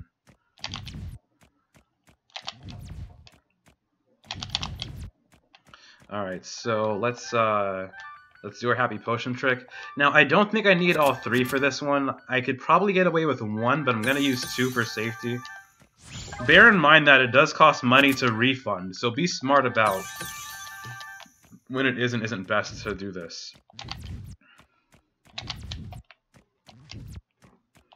Another one up that mages have on Melee is that you don't have to refund into Berserk in order to get DPS out for special bosses.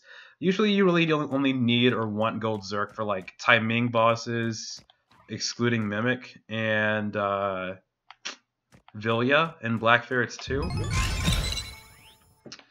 But it's still costly to refund all of that. But here, you know, but as a mage, Meteor is all you need, man.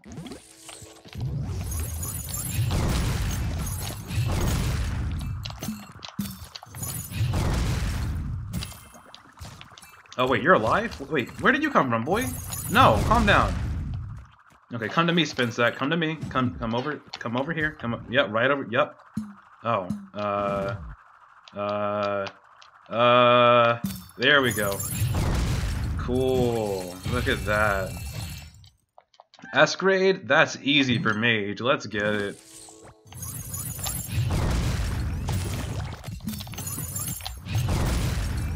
Yep. Wait to group those enemies together and knock them out. Boom, boom. Nope, no. I was really eager to kill that guy because he could have dropped a Larv Armband, and lo and behold, he did. So, yeah. Larv Armbands are useful. So now I have pretty much max gear. This is all max gear. I'm just missing the mushroom. I want the mushroom, but if I don't get it, that's okay. Sometimes I debate getting the Ruby Rod for the extra magic attack, but honestly, like, two-handed for crowd control, too useful.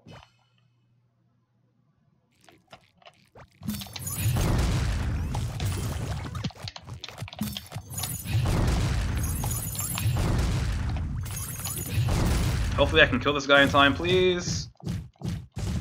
And I got the mushroom out of it. Max gear! That's why I wanted to win that so badly.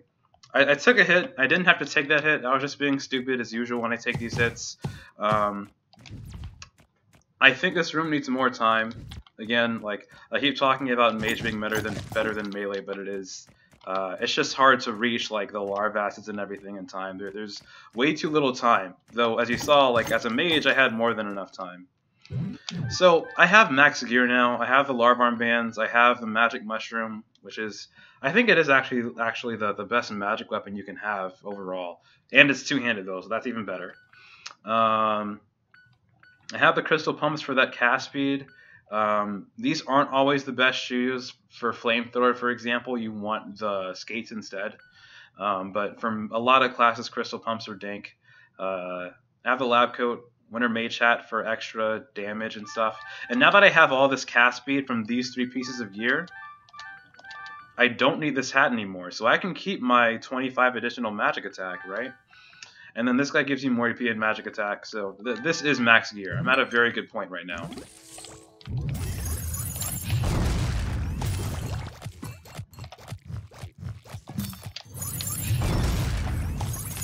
Again, don't panic, just wait for that opportunity to get them P-guards. Oh, I have no, okay. The disadvantage, though, of the crystal pumps, as you can see, is that you don't move far. Calm down, boy. Burn to death. Thank you. The disadvantage is that you like move slowly while focusing. You don't really need motion while you're focusing if you have Earth Spike on, so it's not that big of a deal, but, it's just something to be aware of. I can maximize stasis now. I have haste, but I don't need it as much. And then I can put into crit chance now because I want that dank crit damage, man. Let's get a move on. Yeah, give me your best shot, buddy. And I got the card that I wanted. Great. Calm down. Yep. I'm just gonna keep using the loot potion because why not, man? I have enough power to do it.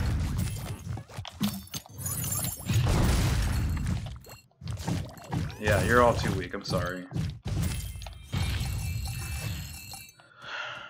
Alright, so I think that this hat that they're trying to offer me is comparable to the Summer Mage hat in terms of magic attack. But you don't really need the defense. The extra magic attack is definitely much more worth it. What's over here? More EP because I obviously needed that. It is useful.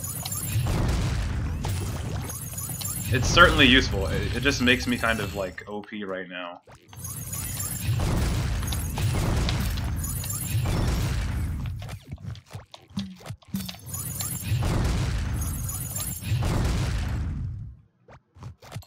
This is why Winter's Guard is so powerful. You can P-guard an enemy and then attack another enemy across the room, and because like you can also chill and freeze enemies, right? So sometimes you've even like removed an enemy as a threat by doing that, just by P-guarding.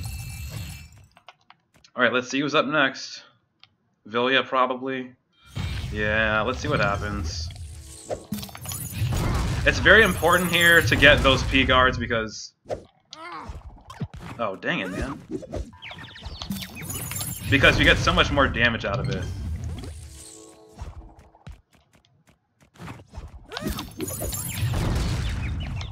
Oh, messed up. Dang it.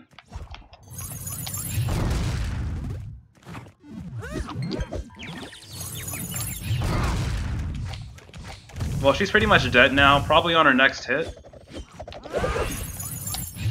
Yup. Yeah, so you might think that fight went well because she died so fast, but that's not the maximum power of Mage. That's not the Mage's final form. Ideally what I would do is successfully run around and grab P-guards from those projectile attacks. And then... What? Boy. What? Why are you...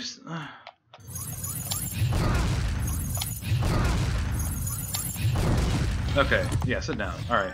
So ideally what I would have done was like run back and forth P-guarding those attacks so that I could get snapcast damage and throw it onto Vilya. You can also P-guard Vilya's attacks and then like throw the meteors onto her. It's just harder because you're closer to her and she can actually deal damage to you. If you're running and trying to P-guard the attacks and you're doing it the right way, then it's safer because you either get extra damage from a shield or your shield breaks but you still don't take damage. Now, if they're throwing diagonally, it's kind of hard to P-guard, so I wouldn't suggest P-guarding those guys. I would suggest P-guarding Vilya instead. But if they're being thrown just horizontally, then definitely P-guard the projectiles instead and then throw the attacks on Vilya. If you do that the right way, you can kill her before the goons finish throwing their projectiles in the first phase, which is pretty stinking strong. Alright, this is such a good mage run. I think I'm going to actually save this so I can keep the seed, so that then I can, like, use this maybe in a Earth Spike run, because this is just, like, this is really good. The game has been throwing gear in my face. Oh, man. So good. So good. Hopefully I don't let you guys down in Tai Ming, because I am capable of doing so, trust me. Actually, I shouldn't have sold those. Wait, what did I just sell? I think I sold the rollerblades. I don't need them, but if I wanted to do like some boss rush practice, then it would have been better to have them around. It's okay though. Get rid of that guy. So this is all mage gear now, right? This is so much easier. Usually as melee I need to heal more, so I have a lot less gold. Here, man, I can buy whatever I want to. I have 45,000 gold. Even if I were to buy the dragon egg that sometimes appears here, and that's worth like 30,000 gold, I'd still have 15,000 gold, because I'm just crushing everything. It's glorious, man. Ah, feels so good. Okay, let's see. I think I've gotten rid of everything that I don't need, so let's go ahead. And now you see, like, the meteor comes down so quickly that the time that it takes to aim doesn't really matter compared to Earth Spike. It still matters somewhat, but like it comes down really fast. So that's nice. But Earth Spike does more damage, so it's kind of the better spell since it stuns. It's okay though. S rank. Ooh, all from just throwing out meteors at people. Alright, so if I need to use barrier here, I will. I didn't get the jank rooms in my previous melee run, but you can get them. I could get them here. Jank rooms are not as bad for mages because you pretty much just P-guard and kill. So, I mean, if it happens here, cool. Here, like, most important of all in Tai Ming is to P-guard and then throw out an attack. As with melee, your high priorities to kill are the plants and the monkeys. Monkeys especially throw things around, kill those guys, they're annoying. Plants throw bombs around and impede your movement, so that's a problem. And then your major threats are statues and echoes, especially if they're elites. But the thing is, like, I'm pretty sure if you can get 2 P-guards out, like P-guard cast, P-guard cast, both being gold casts, you can pretty much kill an echo or statue immediately. Since I have max gear, maybe you guys will be able to see that. Or if I really suck, you won't be able to see it, so we'll see. I won't start using barrier yet because I don't need it. So I'm going to use potion and then empower in these rooms. Let's see what happens.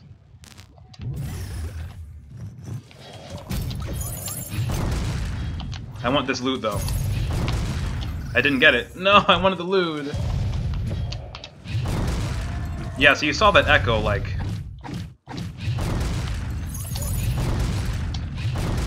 You saw that echo would have been dead if I, like, threw another meteor at him. I did take unnecessary damage from the statue. Or not the statue, like, I P-guarded the statue. What I should have done was P-guarded the statue, then P-guarded the echo, and then release my ultimate attack. Be careful of that, because like when I'm aware of how much damage I can do, sometimes I just throw out the meteor anyway. It's not always smart. P-guard and then shield again if you have to. That mega charged cast is still ready for you to throw after you P-guard, so just throw out another quick shield for safety and then attack. Yeah, be smart with your moves.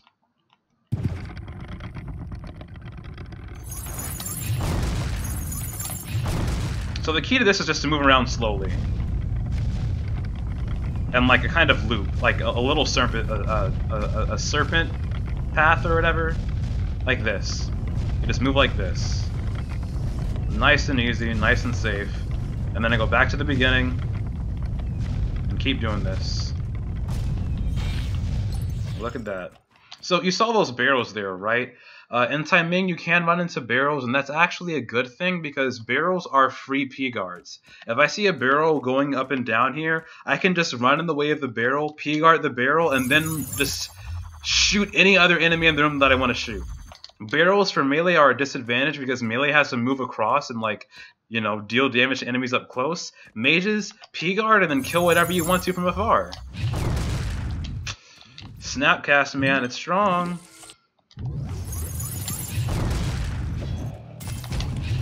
So, you heard me complaining about the Echo Statue combos. As you see, it doesn't really matter as much here, because, that Meteor just killed immediately. Also, wait for it. Yup. Crits!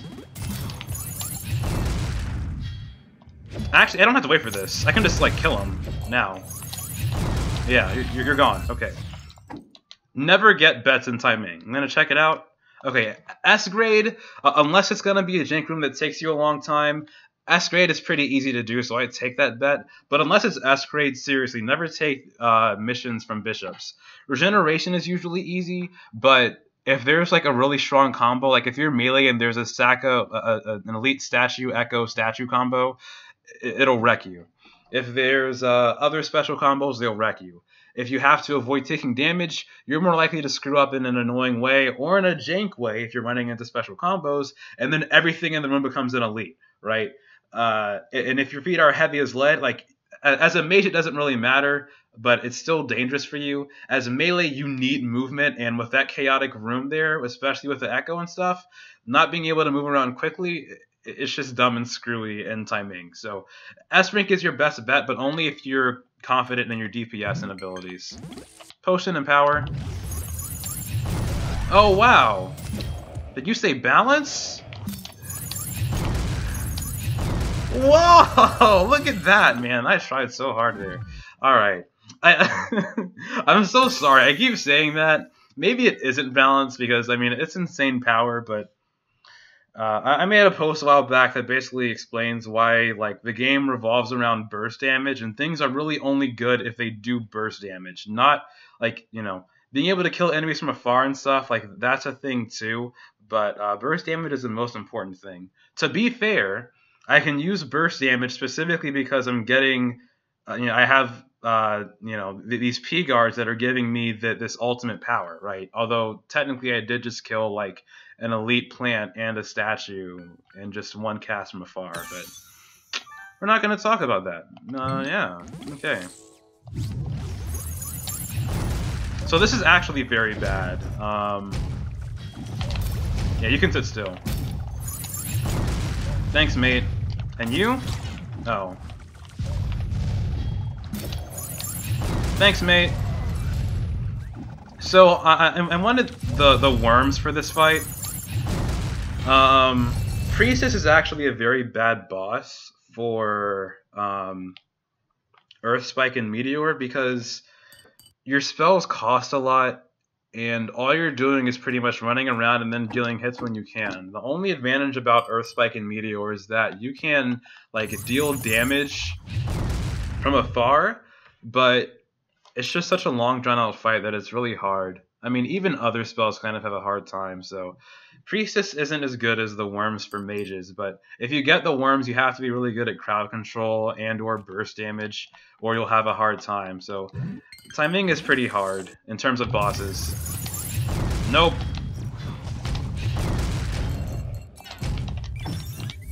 Look at that. Oh, wait, what? Boy, sit down.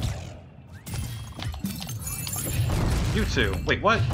Yeah, I said sit down, boy. I did not want that. Hold on. I wanted crit chance.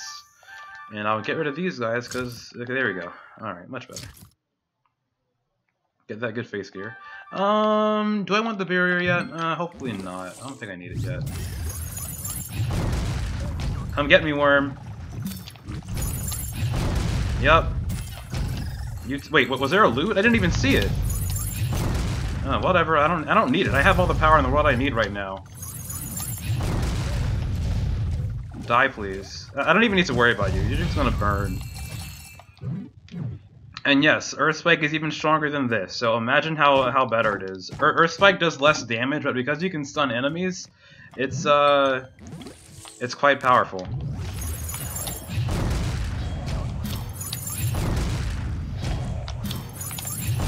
What's that? Killing an elite Echo in 2 hits? Oh boy! Just from a P-guard, which you have to do anyway if you're melee. Hey! I think I sound really cynical right now, but I'm always laughing at this. Yeah, so the Ruby Rod has less magic attack, so it's not even worth it. As you can see, like, I still think that the same for melee and mage. Your major threats are statues and echoes, and your like first to kill targets are plants and monkeys. But there's some freedom in that rule, specifically if you're using Meteor and Earth Spike, because of how much damage you see me tossing out, right? I'm actually going to heal up the nurse because I have the money to, so I can afford it. I'm not going to get my health orb yet. 10k probably? Yeah. Which I don't care because I have all the money in the world.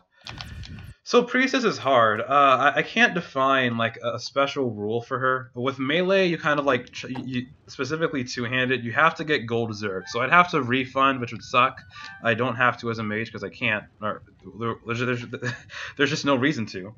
With Zerg, it's really hard because you have to dance around and deal damage, and any scythe that hits you does a lot of damage. With Priestess, it's weird because like, you need your EP, and this guy costs so much. Like, Gold Meteor costs 55, so I have 110. In 2 casts, I'm out of Meteors. So it's just a long fight, which means I'm going to be dodging her size a lot. So all you can do is dodge, cast, dodge, cast. You can try to whack her with your mushroom if you want to be like, you know, ballsy or whatever. But it's not suggested, so this is probably going to be a long fight. I don't know how well I'll do. I will use Barrier because, why am I going to use Barrier? For some reason. I don't know. Yeah. Because, just for safety. So, anyway. Let's go.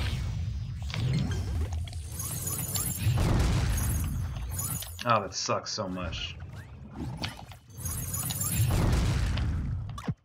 Oh my gosh, I'm already doing bad. Badly. Nope, putting on barrier. Oh, no, I'm not. I don't have it yet. Nope, still don't have it. Alright, cool. Yeah, so as I said, this is pretty much the hardest fight. Or, not the hardest fight, but the hardest... well, this is the hardest fight too, but this specific phase in the fight, this radius attack thing, it's the hardest thing to avoid, and it takes a long time to... Yeah, that's why. The trick is to kind of try to stay on the opposite side of the attack. The trick to this guy, stand still and wait until they move to, like, dodge.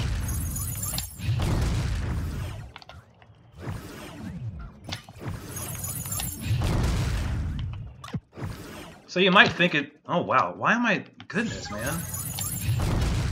You might think it's kind of cool that I can attack while being out there from afar, but, like... The damage is just so little, and I'm using gold, so it's just taking so much of my EP. I should try to potion chain, but it's hard to potion chain because you don't get that many hits out on your enemy. So... It's just boring, man. And I took a lot of dumb hits because I suck. Oh wait, potion chain. Nope, no potion chain for me. Don't stand in the middle of this guy because these sides can hit you. Why did I stand in the middle anyway? Because I'm dumb. You can't really attack during this phase. You can try to, but it's just not safe because, you know, a scythe could come out of nowhere and hit you.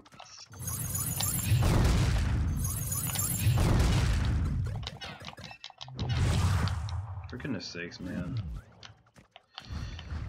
So I'm just gonna dodge these guys because there's no point in entertaining them. I guess I'll try to get my potion back in buff. Just so I can get something.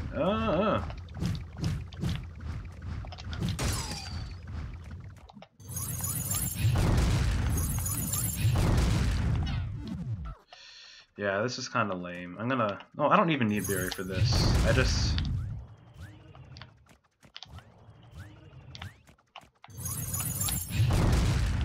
Yeah. Melee or not melee, mage has like that ability over melee. So, you want to see a cool glitch? That. You know, easy peasy, lemon squeezy. Because I get so fed up with this fight because it takes so long as a mage, sometimes I do this. It is cheesy. You don't need it though. I think I ran into Priestess with my melee fight, I don't remember. But I am able to dodge all the scythes, but again, I just get really impatient because this fight just takes so stinking long. So you know, you can just blink out there and sit in safety, and then kill her. Look at that balance right there. So, for all my comments about balance, I really do think that's unbalanced, obviously, because you dodge the entire phase by doing nothing. I show you guys the special glitches because this is a guide and it is useful to know. So there, right? But that'll probably get patched because it is unbalanced. You completely negate the attack. Comment I want to make, what I should have done actually is gotten my health orb first, then gotten this fight, then come back and heal to the nurse, not to full, but almost to full, like 1 point away from full.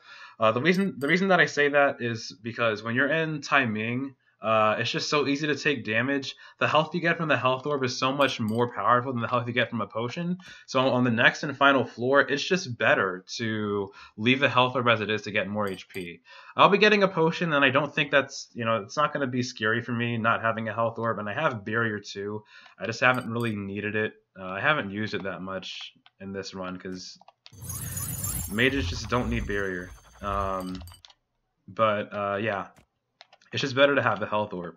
Now, if you don't have the double health orb streak that I have on, then maybe you want to get the potion instead, because the health orb won't be as strong. But that's just something to keep in mind. So, look at that trash score, because I let myself take trash damage. Bye. Wait, what? How are you? Wait, what did I hit? Boy, calm down. Goodness. Yeah, okay, yeah. So I think when I attacked that statue, I hit it too early and the damage probably got blocked. But, you know, as usual, just peek out whatever you can and kill it instantly, because that's your power here. Give me free stuff!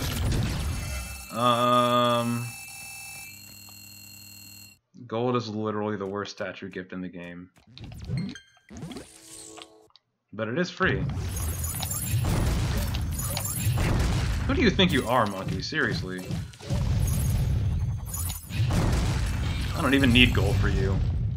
Clone? Never get clone. Do you really... Actually, you know what? How stupid am I feeling? Do I want to end my run just to say something about mages? Let's try it out. I think I'll lose the run to this, but I'm feeling dumb. Yep, this is gonna be so dumb.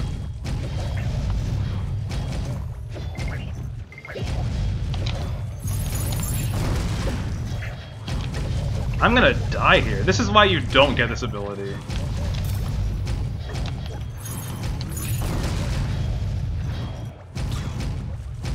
Goodness, I can't get any safety here.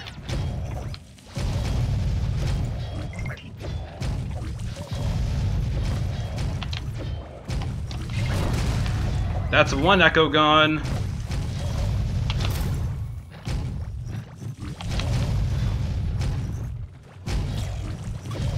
This thing hitting me, man, I'm telling you, like... Oh goodness, I'm probably dead.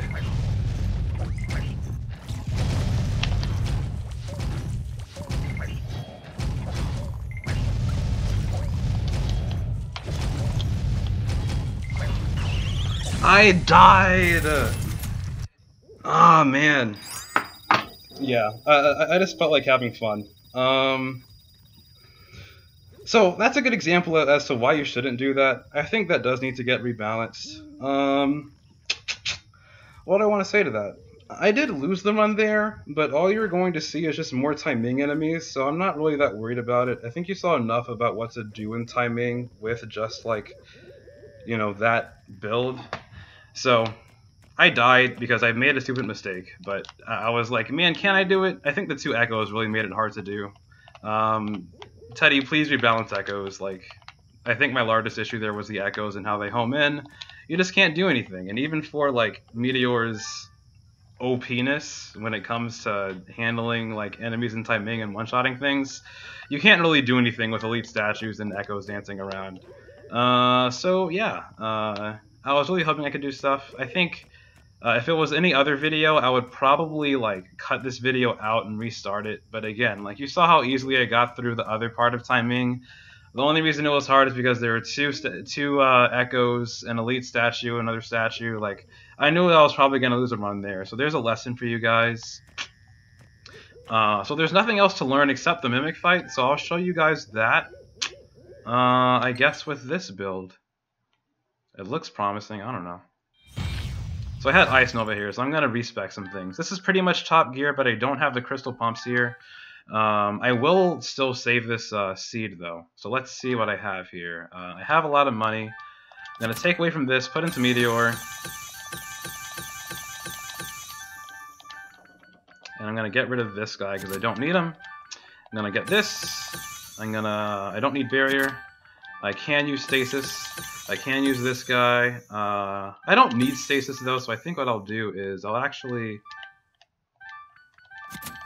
do this. And then for talents, these guys are good. These guys are good. These guys are good. I don't need this guy. These guys are good. This is good. I don't need this guy. I have a lot of talent orbs here. I don't think I need anything else, honestly. So since I don't have the crystal pumps, I guess I will put into cast speed. And then I'll do this. Alright.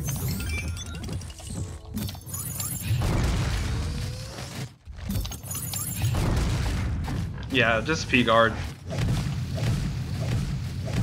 Just P-guard. That's all you gotta do in life. Also, this is ugly, so I'm gonna get rid of this, though. Yep, there you go. Alright, so I want to have all my stuff together, so... Get some buffs up. Get this guy up. And then...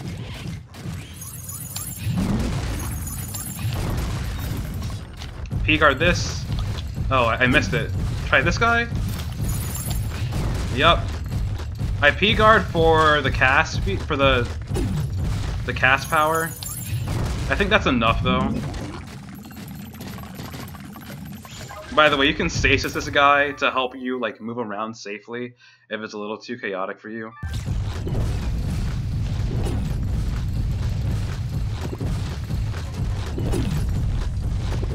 This is the path you follow.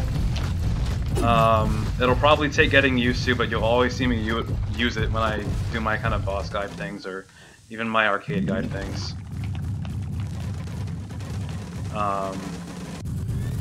Although I did mess up the P-guarding his waves thing because I tried to set up too late. You should do that if you have Meteor or Earth Spike, because then after you get those P-guards in and start like throwing those attacks out, you can like do a lot of burst damage on Mimic, and you have efficient counter on and stuff. So it's really good stuff. Yeah. So that was pretty easy. Next up is this guy. Get my buff up. And here, your major threat is the Elite Boar.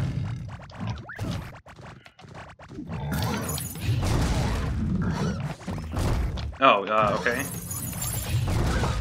Cool, thanks, mates.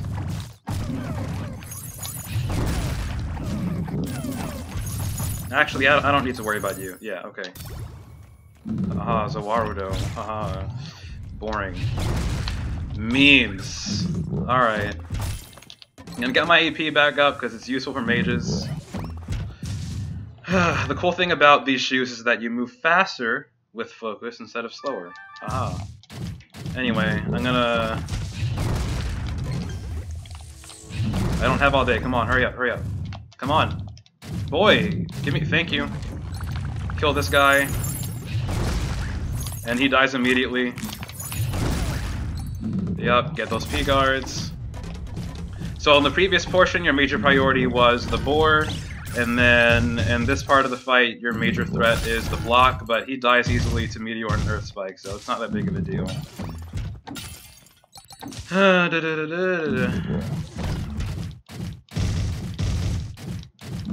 The reason why I'm doing this is to conserve EP. I know that it's slow, but I want my EP.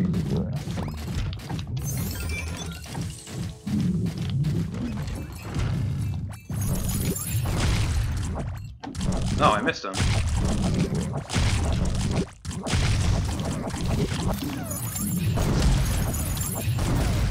Yep, killing the Giga Slime in 2 casts. Look at that. Wowie.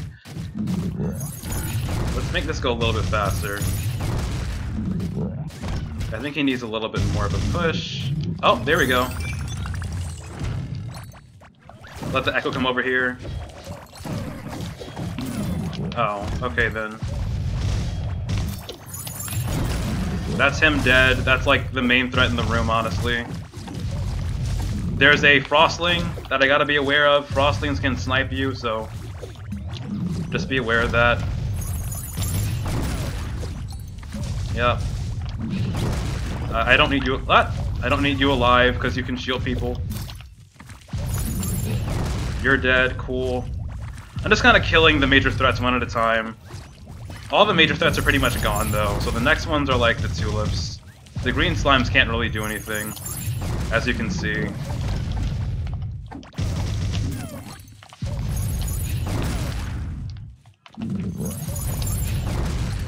You're dead. No, you're dead. Thank you. Yeah, I don't have those great crystal pumps on me, so I'm not doing as much damage as I would like. And then when he's barfing, you can just stand next to his right or his left and sit here, and you're safe.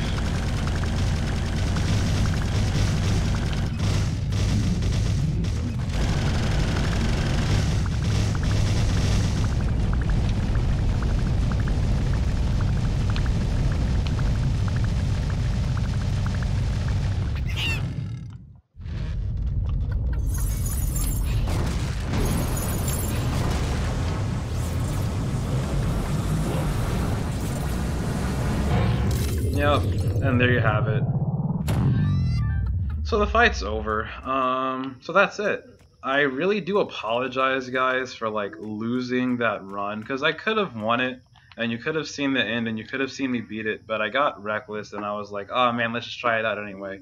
Just because I know how broken Meteor is, but I wanted to see if it could handle that crazy room, and it couldn't, which goes to show you that double enemies doesn't really have a place in higher floors like Tai Ming, and maybe should get revisited in terms of like what bets are allowed up there, just because you can't really get any attacks out. I think maybe P-Guard into Ice Nova could have worked, because you can freeze a lot of enemies around you, but it was hard to do anything because I couldn't heal, and I couldn't barrier because my barrier died, and I couldn't do a lot of things. I think my best bet would have been to run in, get a P-Guard as soon as I can, and then use the iframes in order to release gold casts that kill people, which is a kind of dumb and reckless way to play the game, but it would have been the best thing that I could have done, because it's, you know, it does burst damage and stuff. Melee would not have stood a chance in that room, though, because you have to run up and attack things. The echoes are really jank. I think if... hopefully, specifically when, is what I'm hoping, echoes get reworked, then things will be better. If echoes were reworked, I think that room would have been beatable with Meteor, and I think it still probably would have been impossible with Melee. Maybe possible with Melee, maybe not, but it's kind of a gamble on whether that would have been doable with Melee. So that's it. In Tai Ming, just as the other floors, you saw what was working. You just get those good P guards out, and then you release Meteor and deal damage. I was able to kill whatever was in my way. I'm sorry that I died first. The only thing that I really would have wanted to show you is that you can P-guard barrels and then use the barrels that are in a given room so that you can get cheaper casts and casts that deal much more damage, right? So that's always awesome. But outside of that, I think I've showed you everything that I wanted to show you. So even though I died because I did something really stupid that shows that I'm just a dumb player, I think I showed you guys all that I needed to show you. So as a wrap up, the key to using Meteor and Earth Spike when I show that video is just to P-guard and release those strong attacks. And if you can't do that in time, then just try to charge a quick cast and wait until the enemies get in front of you, and then just release it so that it explodes and kills all the enemies in front of you. You really pretty much have no threats. I wasn't really worried in any of the rooms. The major problems are Temple of Season rooms where you have a lot of tornadoes, and maybe in Pumpkin Woods a lot of jumpkins and lanterns kind of getting on your butt. But after you get past that, it's pretty much smooth sailing from there. So thanks for watching. I hope the guide was helpful. Again, sorry I lost there, but I mean I explained everything I needed to explain, so there's no point in going back and finishing this, like restarting the guide. And this was a really good run. Yeah. Good luck in your arcade endeavors, and I think I'll pick up with One-Handed next week or whenever I get the free time too. Yeah. So I'm thinking if I want to say anything else, but I really don't think I want to. So I'm just going to end the video. Bye, guys.